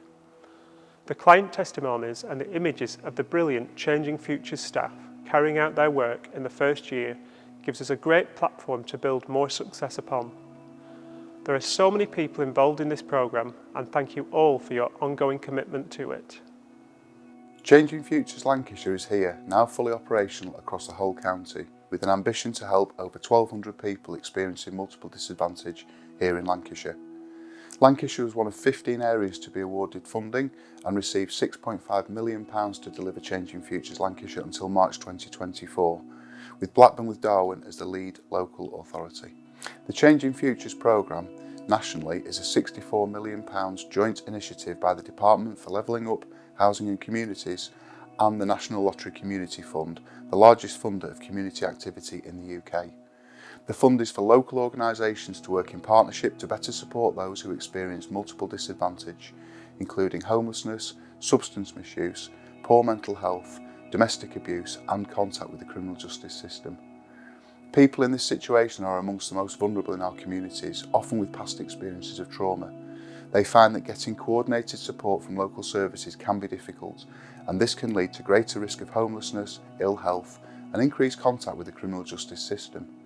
This in turn can result in greater pressures on services that respond to crises, such as A&E, policing and homelessness services. The programme seeks to test new ways of bringing together the public sector and community sector to address cross-cutting issues and to drive the modernisation of public services for people experiencing multiple disadvantage, who are known as beneficiaries of the Changing Futures programme. The delivery model, including the referral process, has been entirely co-produced with Lancashire's people who have lived experience of multiple disadvantage and is evidence-based. We looked at the evidence-based practice from Blackpool Fulfilling Lives, ADA, Transforming Lives and the Rough Sleepers work, and we believe that this is the first time that a programme of this size has been rolled out across the whole of Lancashire as one programme, using an ethos of building on what is good in each of the 4 localities. The programme employs people with lived experience of multiple disadvantages as navigators and peer workers to outreach and connect to beneficiaries of the programme, the people we're helping. We are funding housing workers, mental health workers, drug and alcohol workers and other health professionals, including probation, to work in integrated teams alongside the navigators. The programme is also an evaluation, with independent evaluators overseeing the work to test if this approach really means people experiencing multiple disadvantage show improvements in their life. We already have feedback that this approach is working and people are getting better. If it weren't for these projects, I'll be honest, I don't think I'd be here. And then the support I've got, I don't think I'd be here. I could be. So I'm telling you, if it weren't for this project, it saved my life. The North locality, which covers Lancaster District and is led by Lancaster City Council. In the North, we've already formed strong local partnerships with services who may identify people with multiple disadvantage to make referrals into the team. Our multidisciplinary teams meet 3 times a week to determine eligibility of referrals. Our lived experience navigators are employed by the well communities and do outreach daily as well as carrying a caseload. Our outreach nurse is on hand to offer healthcare treatment and wound dressings to beneficiaries of the programme.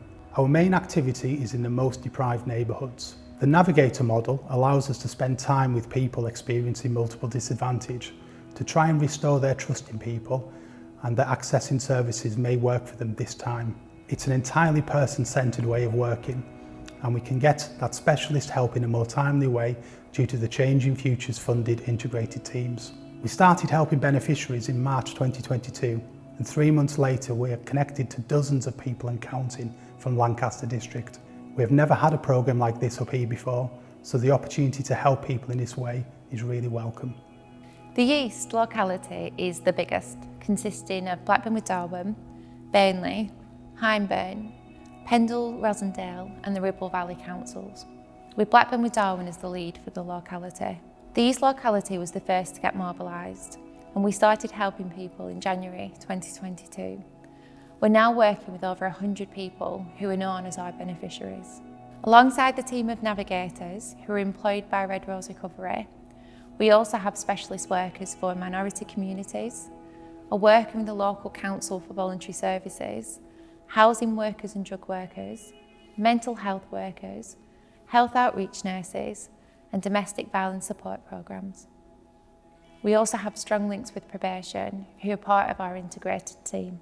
In the East, we built our Changing Futures service model on the success of previous initiatives, such as Transforming Lives and rough sleeper projects, such as the homelessness pods. The difference with Changing Futures is a consistent offer of service to people experiencing multiple disadvantage across all of the boroughs. In the first 5 months, we already have a few of our early beneficiaries who are now ready to exit the programme and get ongoing help and support from other services locally. We've had some really positive feedback from partner agencies about the progress that beneficiaries have made during their time with the navigators and also with the wider team support. Changing Futures has changed my life. The Central West locality covers Preston, South Ribble, Chorley and West Lancashire boroughs and is led by Preston City Council. Central West started beneficiary work in April 2022 with Changing Futures funded navigators employed by Red Rose Recovery and a multidisciplinary team of drug workers, drug outreach workers, housing, mental health workers and health outreach workers. Also services that specialise in adverse childhood experiences in addition to domestic violence services. We are building on the learning from the Rough Sleepers initiative over the last couple of years and using the Changing Futures funding to develop new ways of working across the whole locality. Our outreach teams are accessing deprived areas and forming partnerships with grassroots organisations who are connecting teams up to find disadvantaged people to help. The Fylde Coast locality covers Blackpool, Fylde and Wyre boroughs, led by Blackpool Council. The Changing Futures Fylde Coast is building on the learning from Blackpool Fulfilling Lives programme, which was very similar to Changing Futures. The difference is that Changing Futures has an integrated team rather than a standalone team of navigators and lived experience peer workers. This means that people can access specialist help as soon as we connect with them. We are outreaching across the whole area, especially in Fylde and Wyre, who have not had a programme like this before. On the Fylde Coast, the Changing Futures service provides specialist support with domestic violence, substance misuse, housing and mental health support. Already, the Fylde Coast are working with nearly 100 beneficiaries and the established lived experience team is helping other services to explore new ways of working based on this learning. So, to recap, Changing Futures Lancashire is a multi-agency approach to helping the most disadvantaged people here in Lancashire. People who have 3 of the following 5 problems in their life right now: substance misuse, homelessness or risk of becoming homeless, criminal justice involvement, poor mental health and domestic violence. Both perpetrators and survivors are supported. You can see that this is a huge programme. Changing Futures Lancashire is not just about delivering services to the most disadvantaged people though. The programme seeks improvement in 3 ways. At individual level, we are testing if beneficiaries get better. A robust independent evaluation and a national evaluation is gathering surveys done at the point a beneficiary starts with the programme and at regular intervals throughout their journey with us. At service level, we are testing the opportunities and challenges of integrated working across a range of statutory and voluntary sector providers to refine delivery models for services helping the most disadvantaged people. At system level, we are working on a series of system change priorities for Lancashire. These system change priorities have been co-produced with each locality and people who use services. Our system change priorities for Lancashire are how we can reduce stigma, how we can redesign services to better support disadvantaged people, how we can develop a trauma-informed approach across the whole workforce, how we can improve the experiences of people with lived experience in the workforce, how we can develop consistent language and reduce bureaucracy, and also how language itself can help or hinder progress. For more information about the Changing Futures Lancashire services, please contact the locality team manager for the area that you work in. If you think that you know somebody who may benefit from our service, please make sure that you seek their agreement before making a referral and follow the secure link that you'll see on screen. You will be asked to set up an account and please go through the screening questions before completing the referral against the stated criteria, just to help us avoid inappropriate referrals. If you would like to get involved in the system change phase of the programme, please contact the Changing Futures Lancashire Business Support Officer for details on how to get involved. Thank you.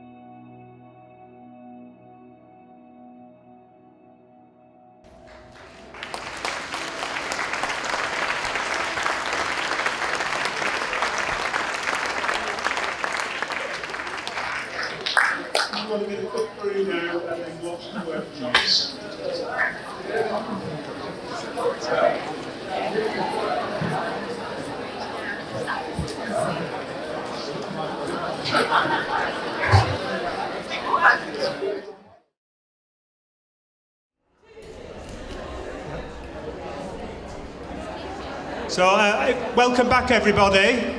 Is that better? Welcome back.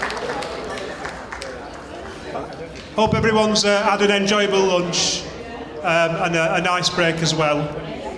And I hope people found the workshops this morning interesting and useful. Certainly, the one that I attended with a few others on the lived experience was really, really interesting. I thought lots of productive comments out of that, and I know we'll have more feedback afterwards. So I hope people got the same from all the workshops they attended. The start for this afternoon is Ian Lavery, who is the Chief Executive of the Integrated Care Board for Lancashire and South Cumbria. Is that correct? Good.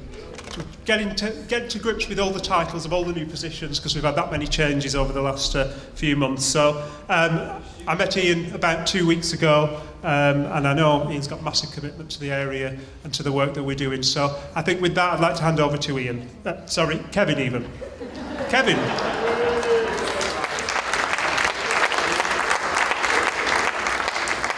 Just going to get mic'd up.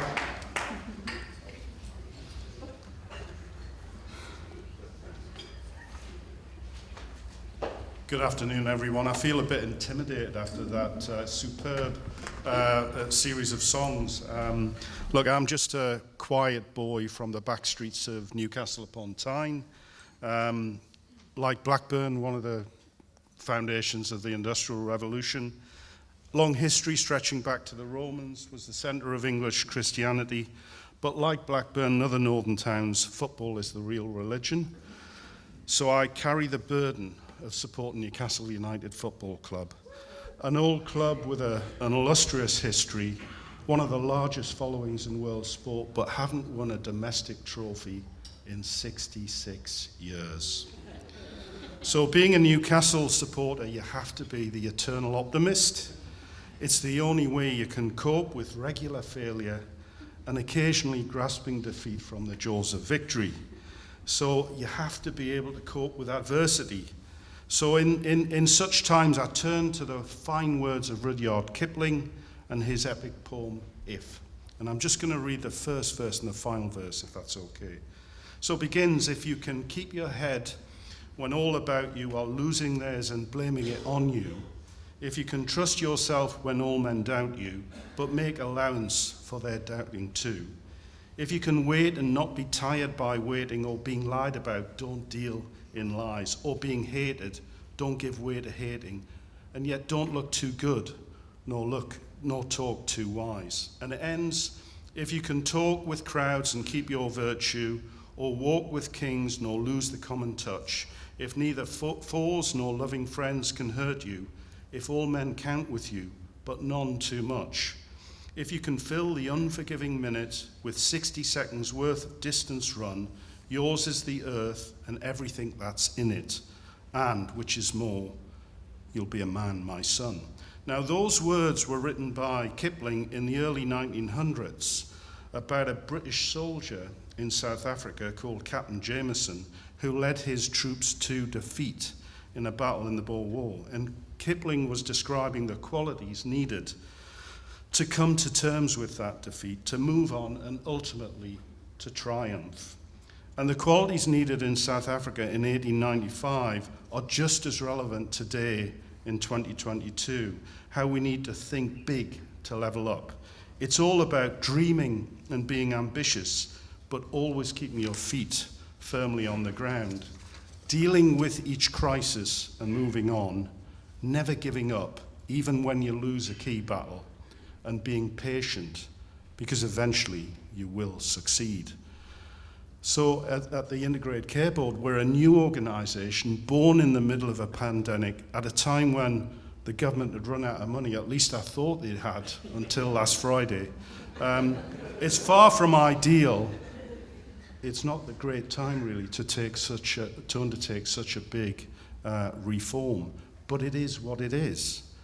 So the Integrated Care Board, ICB for short, nationally, our aims are to improve health outcomes, to tackle inequalities, to enhance productivity in the health system, and to help the NHS support wider social and economic development.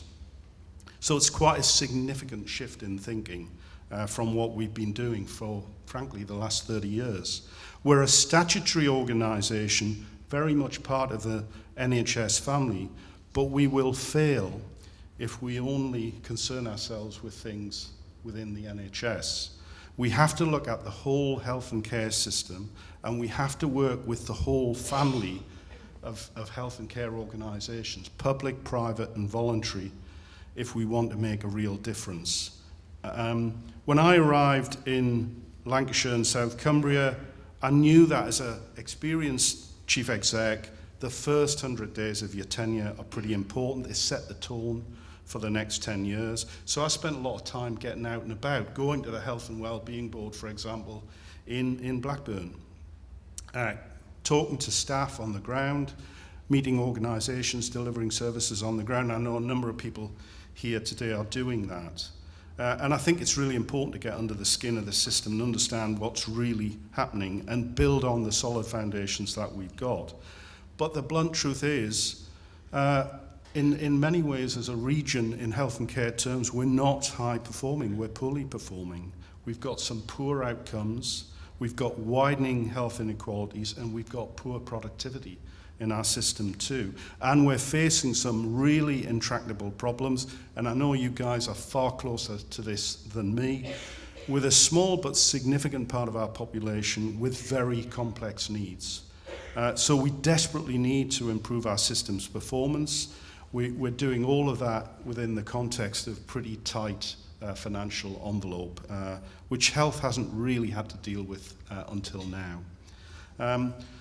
And the reality is, with COVID and now with the cost of living crisis, inequalities have got worse, and that's probably going to continue for a number of years for the foreseeable future. So you would be forgiven, wouldn't you, for sort of saying this is too difficult, let's just give up. But these challenges are also the most amazing opportunities, going back to Kipling. They are really the most amazing opportunities. So don't waste the crisis. It's our opportunity to make a real difference, to show what fantastic leadership can actually do. Winston Churchill once said, attitude is a small thing that can make a big difference. So a lot of it's up here in the head, isn't it? We can make a big difference if we work better together as a National Health Service family. We can make a big difference if we operate as a broader family across the health and care system, local government, the voluntary sector, the private sector, as well as the health trusts. And we can make a big difference if we focus on the whole system rather than just our little part of it. And we look to the wider determinants of health, most of which lie outside of the health service itself. In the main, most of our money is spent on dealing with people who are ill. So, and a lot of the organisations here are representing things that can make a difference to people who aren't yet ill, but don't, you know, to become healthier going forward and not require the services of the hospital system. And we can make a difference if, as leaders, we are hungry and ambitious and we're prepared to look at new ways of doing things. And often that means not doing it all yourself. It means partnering with other organisations to get the best people on the task. So being open-minded, really, really important. Under the new legislation, we've got commissioning freedoms. One of the benefits of Brexit, believe it or not, is that we have more flexibility about how we commission services going forward. And I'm really keen that we use that to the full. The contract culture can be quite expensive for the patient. You know, we as a commissioner have to employ people to draw up specifications and do procurements and manage the contract, and the provider has to do the same. Wouldn't it be good, instead of spending that money on paper pushing, to spend it on frontline services? So we have that opportunity going forward. And particularly with voluntary sector organisations and public sector, if they're doing a good job, why don't we actually get them to continue doing that good job, rather than have to go through a competitive tendering process every few years? So we will use those new freedoms going forward. We've got some big challenges, and many of you on the front line here. We've got 20,000 people in Lancashire and South Cumbria who have 5 or more long-term health conditions. 5 or more, that's That's a really big challenge for our system. In some neighbourhoods, we've got 38% of children living in poverty. So we've got to keep our feet on the ground and realise how tough this is going to be. And 46.5 years was the one that shocked me. That's healthy living life expectancy in one of the districts of Blackpool. 46.5 years, quite scary. They're shocking numbers, and we've absolutely got to do something about it, and we're starting to tackle that. We were only born on the 1st of July, but we're focused on that. So our board has already set out a strategy to develop the community side of our health and care system. That's the number one priority. Looking at programs like prevention, integrating health and social care so that we deliver the best service possible at the lowest possible cost for the people who need it most. We're going to have a 10-year vision and plan. And alongside that plan, we want to face up to some of the opportunities or problems, if you want, whichever way you look at it. I'm a half-full person, as you will imagine. We have 500 people in our hospital beds up and down Lancashire and South Cumbria who don't need healthcare. It used to be called bed blocking, but it's not meeting medical criteria to reside now. That's a mouthful, isn't it? But it's basically bed blocking. People who should be in the community, probably receiving some social care support, rather than being in a hospital.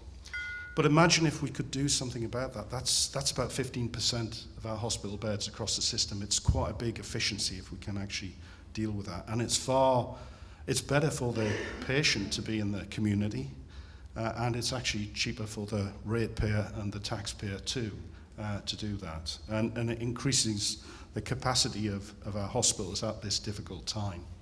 So that's a good thing. But there are lots of other opportunities. We spend a lot of money, hundreds of millions, on temporary staff, with markups going to private agencies to run services. Because each hospital, in the days of, you're on your own, do your own thing, that's what we've been doing for the last three decades. Therefore, as a hospital, you've got to have all the specialties. So they'll have lots of specialties with very few specialist staff, and they tend to be poor quality, and there's lots of overlaps in the system. So that can be rationalised. That's another opportunity to improve quality for patients, but also make savings and put it in the right areas of our health and care system going forward. Because everyone was doing their own thing, you all had to have your own support services, your own IT platform, etc., etc. Well, if we work as a system and have standard platforms, we can actually save some money there and spend that money that's released on the front line. So all of these problems we've got now are also opportunities going further. There's a South African proverb I rather like, which explains the journey we need to go on. If you want to go fast, go alone. But if you want to go far, go together. So that's what it's about. It's quite a big change, because for 3 decades, health organisations have been told, you're on your own, do your own thing. Now it's completely the opposite. It's let's work together and tackle the big systems problems. And that sometimes means, as an organisation, you need to make a compromise to get a win for the wider team, if that makes sense. So one of the big things is around integrating health and care. We've got a very practical example here in Lancashire and South Cumbria, continuing healthcare. Some of you may have been involved in that area, but typically you would get a client who needs some healthcare and some social care. In one part of Lancashire and South Cumbria, the Blackpool CCG doesn't exist anymore. Joined that service up with Blackpool Council. It's an integrated operation, and it works really well. In the rest of the patch, it's effectively been outsourced to a health organisation, and that integration between the councils and the health system doesn't exist. That's where we've got the big backlog. So it's showing how integration can work for patients on the ground. It's more efficient and it's better for the patient if we get it right.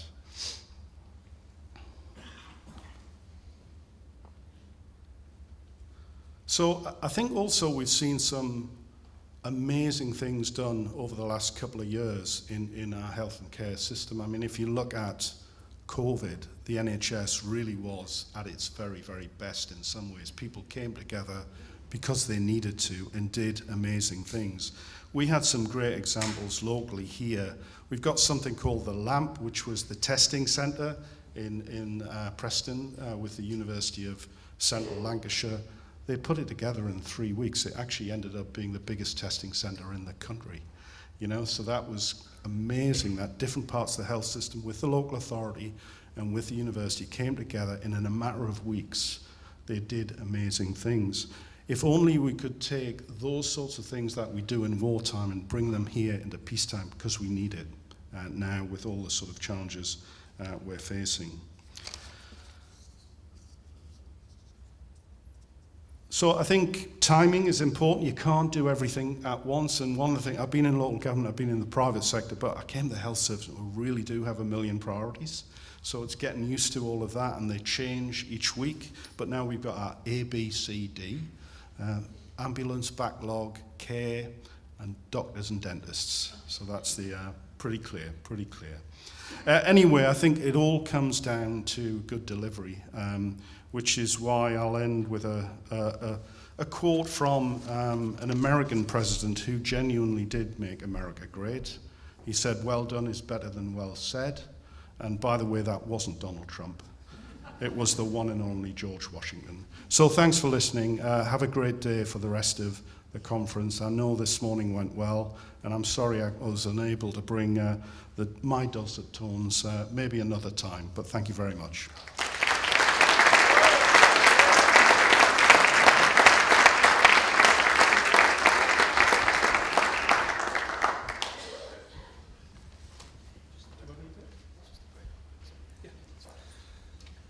You never know when you need to be mic'd up or not these days. So, thank you, Kevin, for that great speech. It's really, really great. And Kevin, of course. You sat too close together, Ian and Kevin. And also thank you for taking the time to join us today. I think, you know, there's also all sorts happening in Westminster, but I get a lot of confidence really from the people we've got here in the room and people that have come with us, people like Kevin, that we've got the right attitude and the right people in place to take everything forward. So now we're at the next workshop session. I invite everybody to go to this session. After this session, there'll be a coffee break, and I think the instructions for the third session will just be on the screen. Yep. So off to the second session. Thanks, everybody.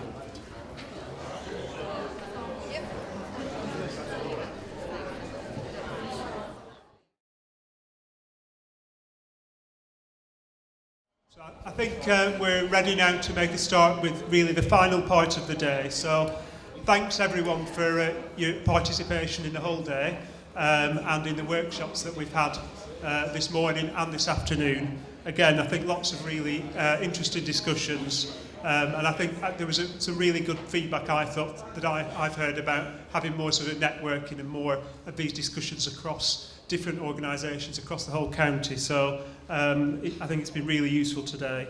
It's been a long packed day. So we'll move on pretty swiftly now. And the stage right now is to just get the feedback from the different workshops that we've had over the day. So what I'm going to do is invite a representative from each workshop group just to come up to the front and give some feedback on what's been brought up in those discussions.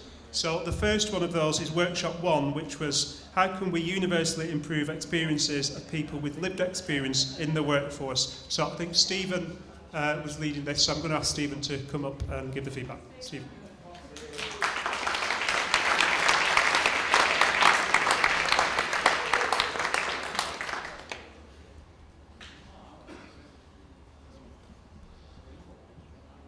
Right, thanks everyone. It caught us a little bit on the hop because with a group of lived experience organisations and partners, there's a lot of talking goes on. So we're just trying to pull together all the outcomes and everything that came from that. So I guess just as some main themes around this. The first thing was really about lived experience workers feeling valued in terms of the expertise that they bring by partner organisations, and also by the senior leaders and people that can make the changes to understand the level of expertise and change that is actually happening within Changing Futures now.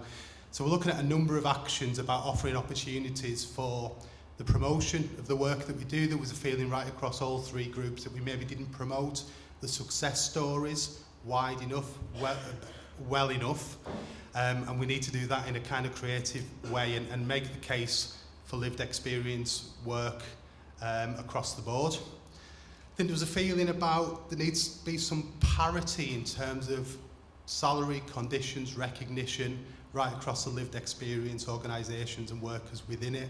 A lot of discussion around that and about how well or not people felt that they were being rewarded for the work that they were doing in such a chaotic and difficult type of work.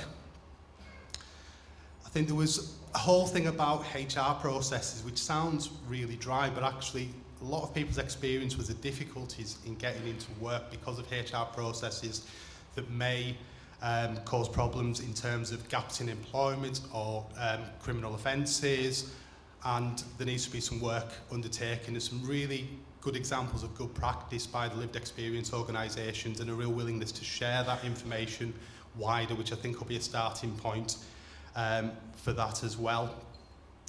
And then just a kind of a general view, I think, about celebrating changing, back to celebrating changing futures and the impact that you guys are having as lived experience workers. And it's something that we really need to think about. There's a number of actions that have come around promotion, but also around things like, have we got lived experience representation on every possible board, MDT, meeting that we're having, because we're finding that the success is coming from the challenge of the lived experience workers within those meetings. So again, we're picking up some actions around localities going back and seeing if we can integrate lived experience workers in absolutely everything that we can possibly do to try and do as much influence as we possibly can. So that might sound like I'm winging it a wee bit, because I am, because that's the kind of, we're putting all this back together. But really, really good discussions, really challenging discussions. And I think we've got a real basis to move this forward. Thank you.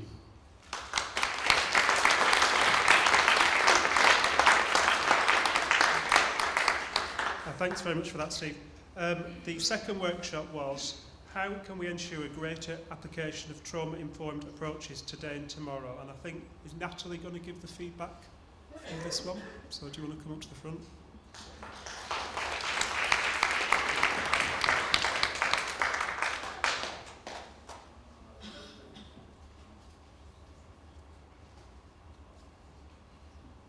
Hi. First of all, thank you for everyone that came to the trauma workshop. There was some really passionate discussions, but really valuable discussions, and I think we all got quite a lot out of it. I think, as you would expect with trauma, you expect it to invoke passion for people, and that's exactly what it did, which was great. So just some of the themes, we tried to look at what organisations and services were already doing quite positively in terms of the trauma-informed approach. Then we tried to pick up on some of the barriers and then ideas that we've all got of how we can change. And really positively, some organisations are able to now go back and try and put these changes and implement these changes in their services, which is great, obviously. So what a really positive thing was is that the majority of people that came into the workshop have all had some trauma-informed training, and they felt that they'd had a positive experience of that training and been able to change the way they work as a result of that. And I think some of our barriers, what was largely an overarching sort of theme, was that legislation and statutory duties really do restrict what we can do in terms of really applying a trauma-informed approach to the work that we do. We also looked at language, and some of our language that is built into some of our statutory sort of paperwork, and I think we gave examples around housing and sort of being priority and non-priority, how that would feel and how triggering that would be for someone that's experienced trauma to then be told that they're not a priority, and sort of what that would do to a person's self-worth, and look at how we can change that. And I think fortunately locally there are things that we can do. And just our pathways and processes, they're not streamlined and sometimes a bit messy and difficult to navigate, and I think that is also traumatic for people and quite triggering. So when we looked at ideas and what we could do, we looked at sharing data for proportionate assessment because over-assessment is obviously quite damaging for people. People had ideas about mandatory ongoing training around trauma. It's felt that a one-time training session actually doesn't embed the culture of a trauma-informed care and approach as what we want in Lancashire. To look at documents, making them easy read for people to be able to access and be able to sort of understand. I spoke a little bit about sort of how the Mental Capacity Act sort of really supports people to understand information when they've got a cognitive impairment, but sometimes what we do miss is that people who have experienced traumatic events often also need that same application of being able to understand information and assessments, and how do we look to improve that for people.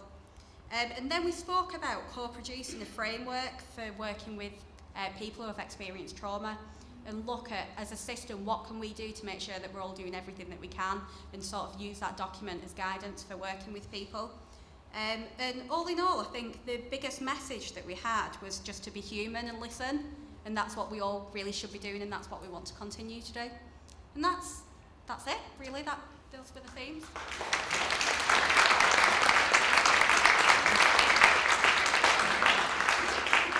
Thanks very much, Natalie. That's really, really useful. Excellent feedback. The third workshop was, how can the use of language help and not hinder co-production? And I think Ankita was going to give the feedback on that one. Hi everyone. So it's great that this one is following the trauma-informed one, because I think language is at the heart of being trauma-informed. And so what Nakri and I did is started all our sessions by asking people what came to mind when they thought of language. And there were kind of two camps: the bad stuff, so jargon, stigmatizing language, triggering language, acronyms that make people feel left out. And then there's the other side as well, like language can really help build empathy, trust, can give people a kind of shared set of tools to speak to one another. Body language can be really powerful, you know, if you crouch down to speak to someone rather than standing up if someone's on the street. It can be really humanizing. If you understand dialects, that people from different regions might speak in a different dialect, that can level the playing field. And it can help build respect and honesty as well. So in terms of what needs to be done practically, what are the outcomes, I think there were a couple of things that came up that everyone should do. So for instance, everyone should be using thoughtful, appropriate, empathetic language in every communication that they have. And then there were three things that we came up with that the system can do. So the first was co-producing an agreed book of terms with people with lived experience at the heart of that design. So getting a forum of people together to actually co-produce what are the words that we're using.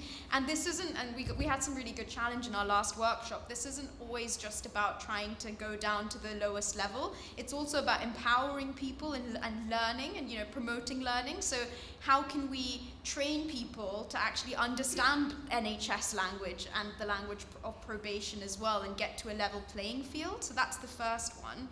The second was similar to the trauma-informed example, creating a framework for actually how communication should be done. So it's not just what the words are that should be used, but also how you should communicate. So how you should create a culture where people feel comfortable just putting up their hand and saying, actually, I don't understand what that means. Or a chair in every meeting being able to call out when people are using acronyms. How do you embed that? So again, getting people who are passionate about this, and someone very kindly put that email down, so thanks for that. Getting people who are passionate about this to be responsible for putting together a framework that all partners can buy into. And the third thing is having a critical friend in certain meetings. And so that itself is jargon. So I had to understand what that meant. But essentially it's someone who's outside of the room who can come in and actually say, well, you know what, you used a lot of jargon in that room, or what you said might have been quite offensive or triggering to someone, and how can you have that as a process, that every big board meeting or NDTA meeting has a critical friend, someone from the outside there listening in to actually give feedback so that everyone can learn how to improve their language moving forward. So yeah, that's what we discussed. Thanks so much for everyone who joined us.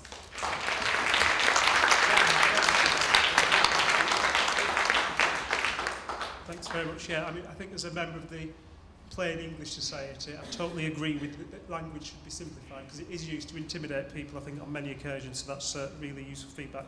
The fourth workshop was entitled How Can We as a System Work to Remove Stigma that People Experiencing Disadvantage Feel? And I guess that ties into some of that as well. So I think either Hannah or Laura's going to feedback. Hannah.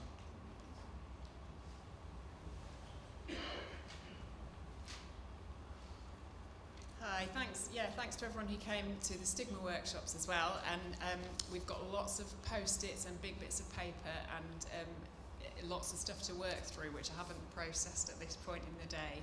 But I think we spent a bit of time thinking earlier in the day about what stigma is, what causes it, and why it matters, what effect it has on people. So we've got lots of thinking about that we can put together and share. And we watched an animation that's been produced through the Addiction Providers Alliance, which just gives some simple messages about stigma and the effect it has on people. And I think that gave lots of people food for thought about their own teams and how some sort of training around stigma could be really helpful. And the idea in my head is that we wouldn't necessarily, although we can now send out the link to that animation, and I think it's brilliant, but perhaps we could also produce something as Changing Futures Lancashire, because one of the real themes that came through was, as others have said from other workshops, education, training, and I think that we wanted to see training around stigma for senior leaders, to get senior leadership buy-in in our teams, in the places in which we work, so that they can really understand why it matters and that it does really cause damage, but also that there are things we can all do to reduce it. I think another thing that came out was investing in workforce development, so thinking about all the different teams that are represented in this room, people who work in probation, in the police, in social work, in education, citizens advice, all sorts of teams, that as people are training to work in organisations like that, they need to learn about stigma, and particularly with the voice of lived experience, feeding into that, so that right before they come out into the workforce, they understand that they can have an influence on it.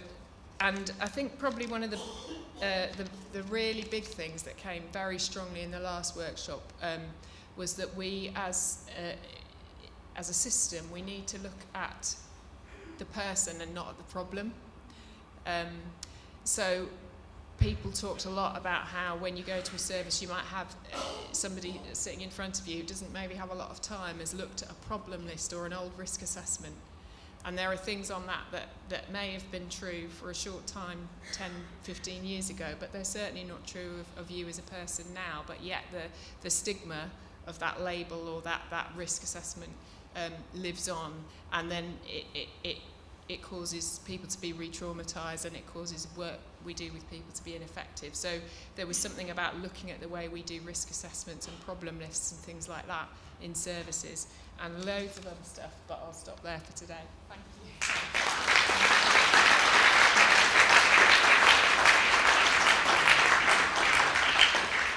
Thanks very much for that, Hannah. Yeah, I mean, I think the point about stigma, we've probably all been victims of stigma at some point, in some form or other, and potentially perpetrators of stigma completely unintentionally, because a lot of this is throughout society. So it is something that's got to be challenged massively, and particularly in the work that we're doing. So thanks for everyone's contributions on that. The final workshop, workshop 5, was about how can we co-produce the design of a better future. And I think, is Abdul going to give the feedback on this?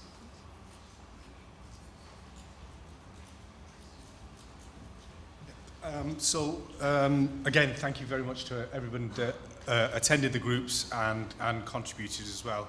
And I suppose one of the benefits of going last on this is that a lot of the stuff that I wanted to cover has already been covered already, so I can keep it short and sweet. But two things really that we really focused upon in our group. One was about trust, and what we looked at was trust at that sort of lived experience worker to beneficiary level, and then also from a lived experience worker to a service level, and all of those sort of different interactions and stuff.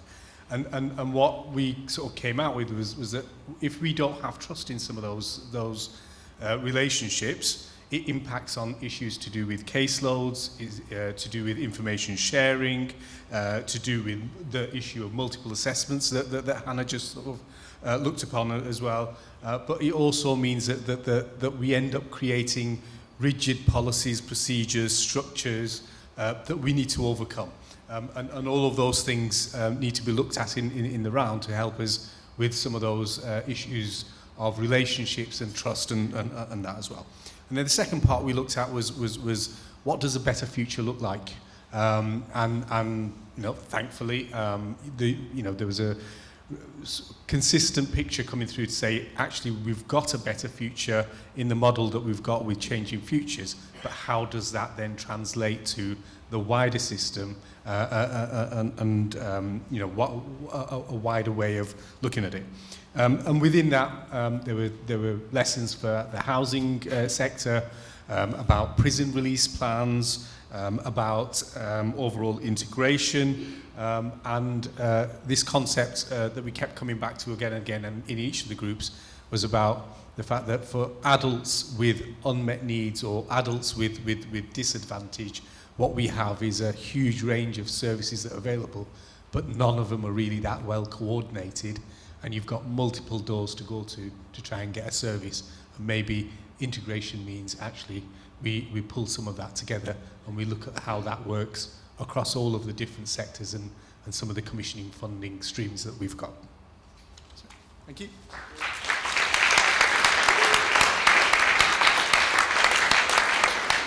Thanks very much, Abdul, for that feedback. Now, I'm very conscious of time, and I think it's about 5 to 4. It's been a very long, epic day that we've had. So I'm just going to invite Ian to say a few words of sort of to round things up before we have a conclusion. Thanks, David. I've had to strip off to my T-shirt. I don't know who wanted the heating up this high, but I think you've got low blood pressure if you want to go and see your GP, because it's absolutely roasting in here. I don't know anyone else. Anyway, thanks to all the facilitators. Thanks to you all for coming. I know Damien's going to do the closing summary, but I can just ask all the workshop facilitators, if you don't mind, if you could... Sorry. If you could just type your notes up and email them through to me. I know that's a bit cheeky because you've all worked really hard today. And facilitating a workshop's a tough gig. So thank you all for doing that. There's been some amazing things that have come out of there. Obviously, we've got, and you'll probably know this, some work that we're going to do with the Violence Reduction Network, with some of the lived experience organisations about a stigma film. So we've got the Changing Futures film. Let's look at a wider one around stigma, and I'm speaking to Justin and the team from the VRN about that, and Emma from Red Rose and Kerry from the Well. The trauma stuff, stuff around language, definitely. There was something in there as well about the accreditation. So in Blackpool, we did a multiple disadvantage accreditation. We need to look at that because that's something that we could do across Lancashire really easily. And there's a load of people that know what they're doing with that because we rolled it out in Blackpool. So let's have a chat about that one. The stuff around HR, really important with the workforce. We're talking about lived experience, career progression. We've got the academy model, which is training, people being trained alongside the job, people with lived experience who've got massive gaps in their CV. At the end of Changing Futures, they'll be far more employable. But what happens when they hit those organisations who won't let them in because they got done for shoplifting 7 years ago? You know, and those are the kind of things that we really need to have an honest conversation about what we can do and make sure we change them. Language, definitely. Acronyms, you know, I've said myself when I joined the NHS as a 29-year-old man, I had no idea what was going for the first 18 months, I'll be honest. Everyone talked in all these acronyms and introduced themselves by the pay grade. I was like, what's going on? So we do need to do that, because obviously, you know, it is a struggle. And also that thing about real-time feedback, that's brilliant. How empowered would that be if we could actually have people who go to a meeting like with DWP or with probation or with housing or whoever it is, or with drug services or with me, and say, I have no idea what you've just said, can you please translate it? How great would that be if people felt enabled and empowered to do that, and then they would feel more involved in their care? So that's something we definitely need to look at. Stigma, again, obviously mentioned that about the film. And then co-production, we've done an awful lot of that, but we're going to start again. We've got the legacy and sustainability plan. So all of that is going to be co-produced, and I spoke to Kelly, who's our lived experience lead for the programme, who's sat very quietly in the corner there and knows got involved in the workshops. all the lived experience organisations to make sure that we get the design right, just like we did for the delivery model for Changing Futures. So I'm going to hand you back to Councillor Damien Talbot, who's been a fantastic MC, and just for me, really thank you all for attending. It's been amazing, and I don't think that today could have got any better, really, so quite pleased. So back to you, Damien, thank you.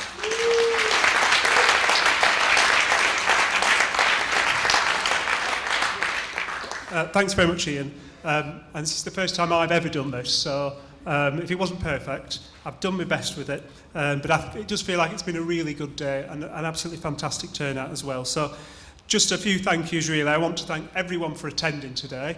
It has been a superb attendance. And I don't know whether I was following Blackpool people, but there seems to be a big Blackpool contingent today, because every workshop I've been in, there's been lots of Blackpool people. So well done, Blackpool, for making the trip over to our part of the county. It's a general one. But I think everybody has made really good contributions all day today, and it feels like everyone's been sort of engaged with this. Thanks obviously to people who've been involved in organising this, Ian and the whole team really. This has been a big piece of organisation, and the agenda's been it's been long and full, so big piece of work. So well done again. I think a round of applause to organisers.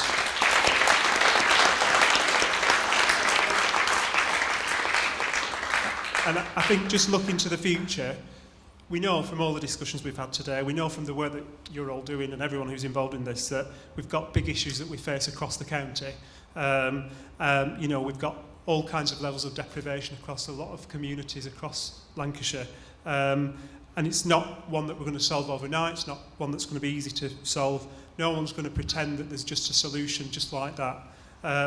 I think with the statistics we had earlier, I think we've got 408 current referrals. For each of those 408 people, there's 408 different potential outcomes. So, and there'll be more as we go through the course of this in the future. So the point before about learning from mistakes, being happy to make mistakes and kind of understand from that, I think is really important. But I have absolutely no doubt that what we're doing across Lancashire will be leading the way in helping people to change their future. So please carry on with that. Thank you.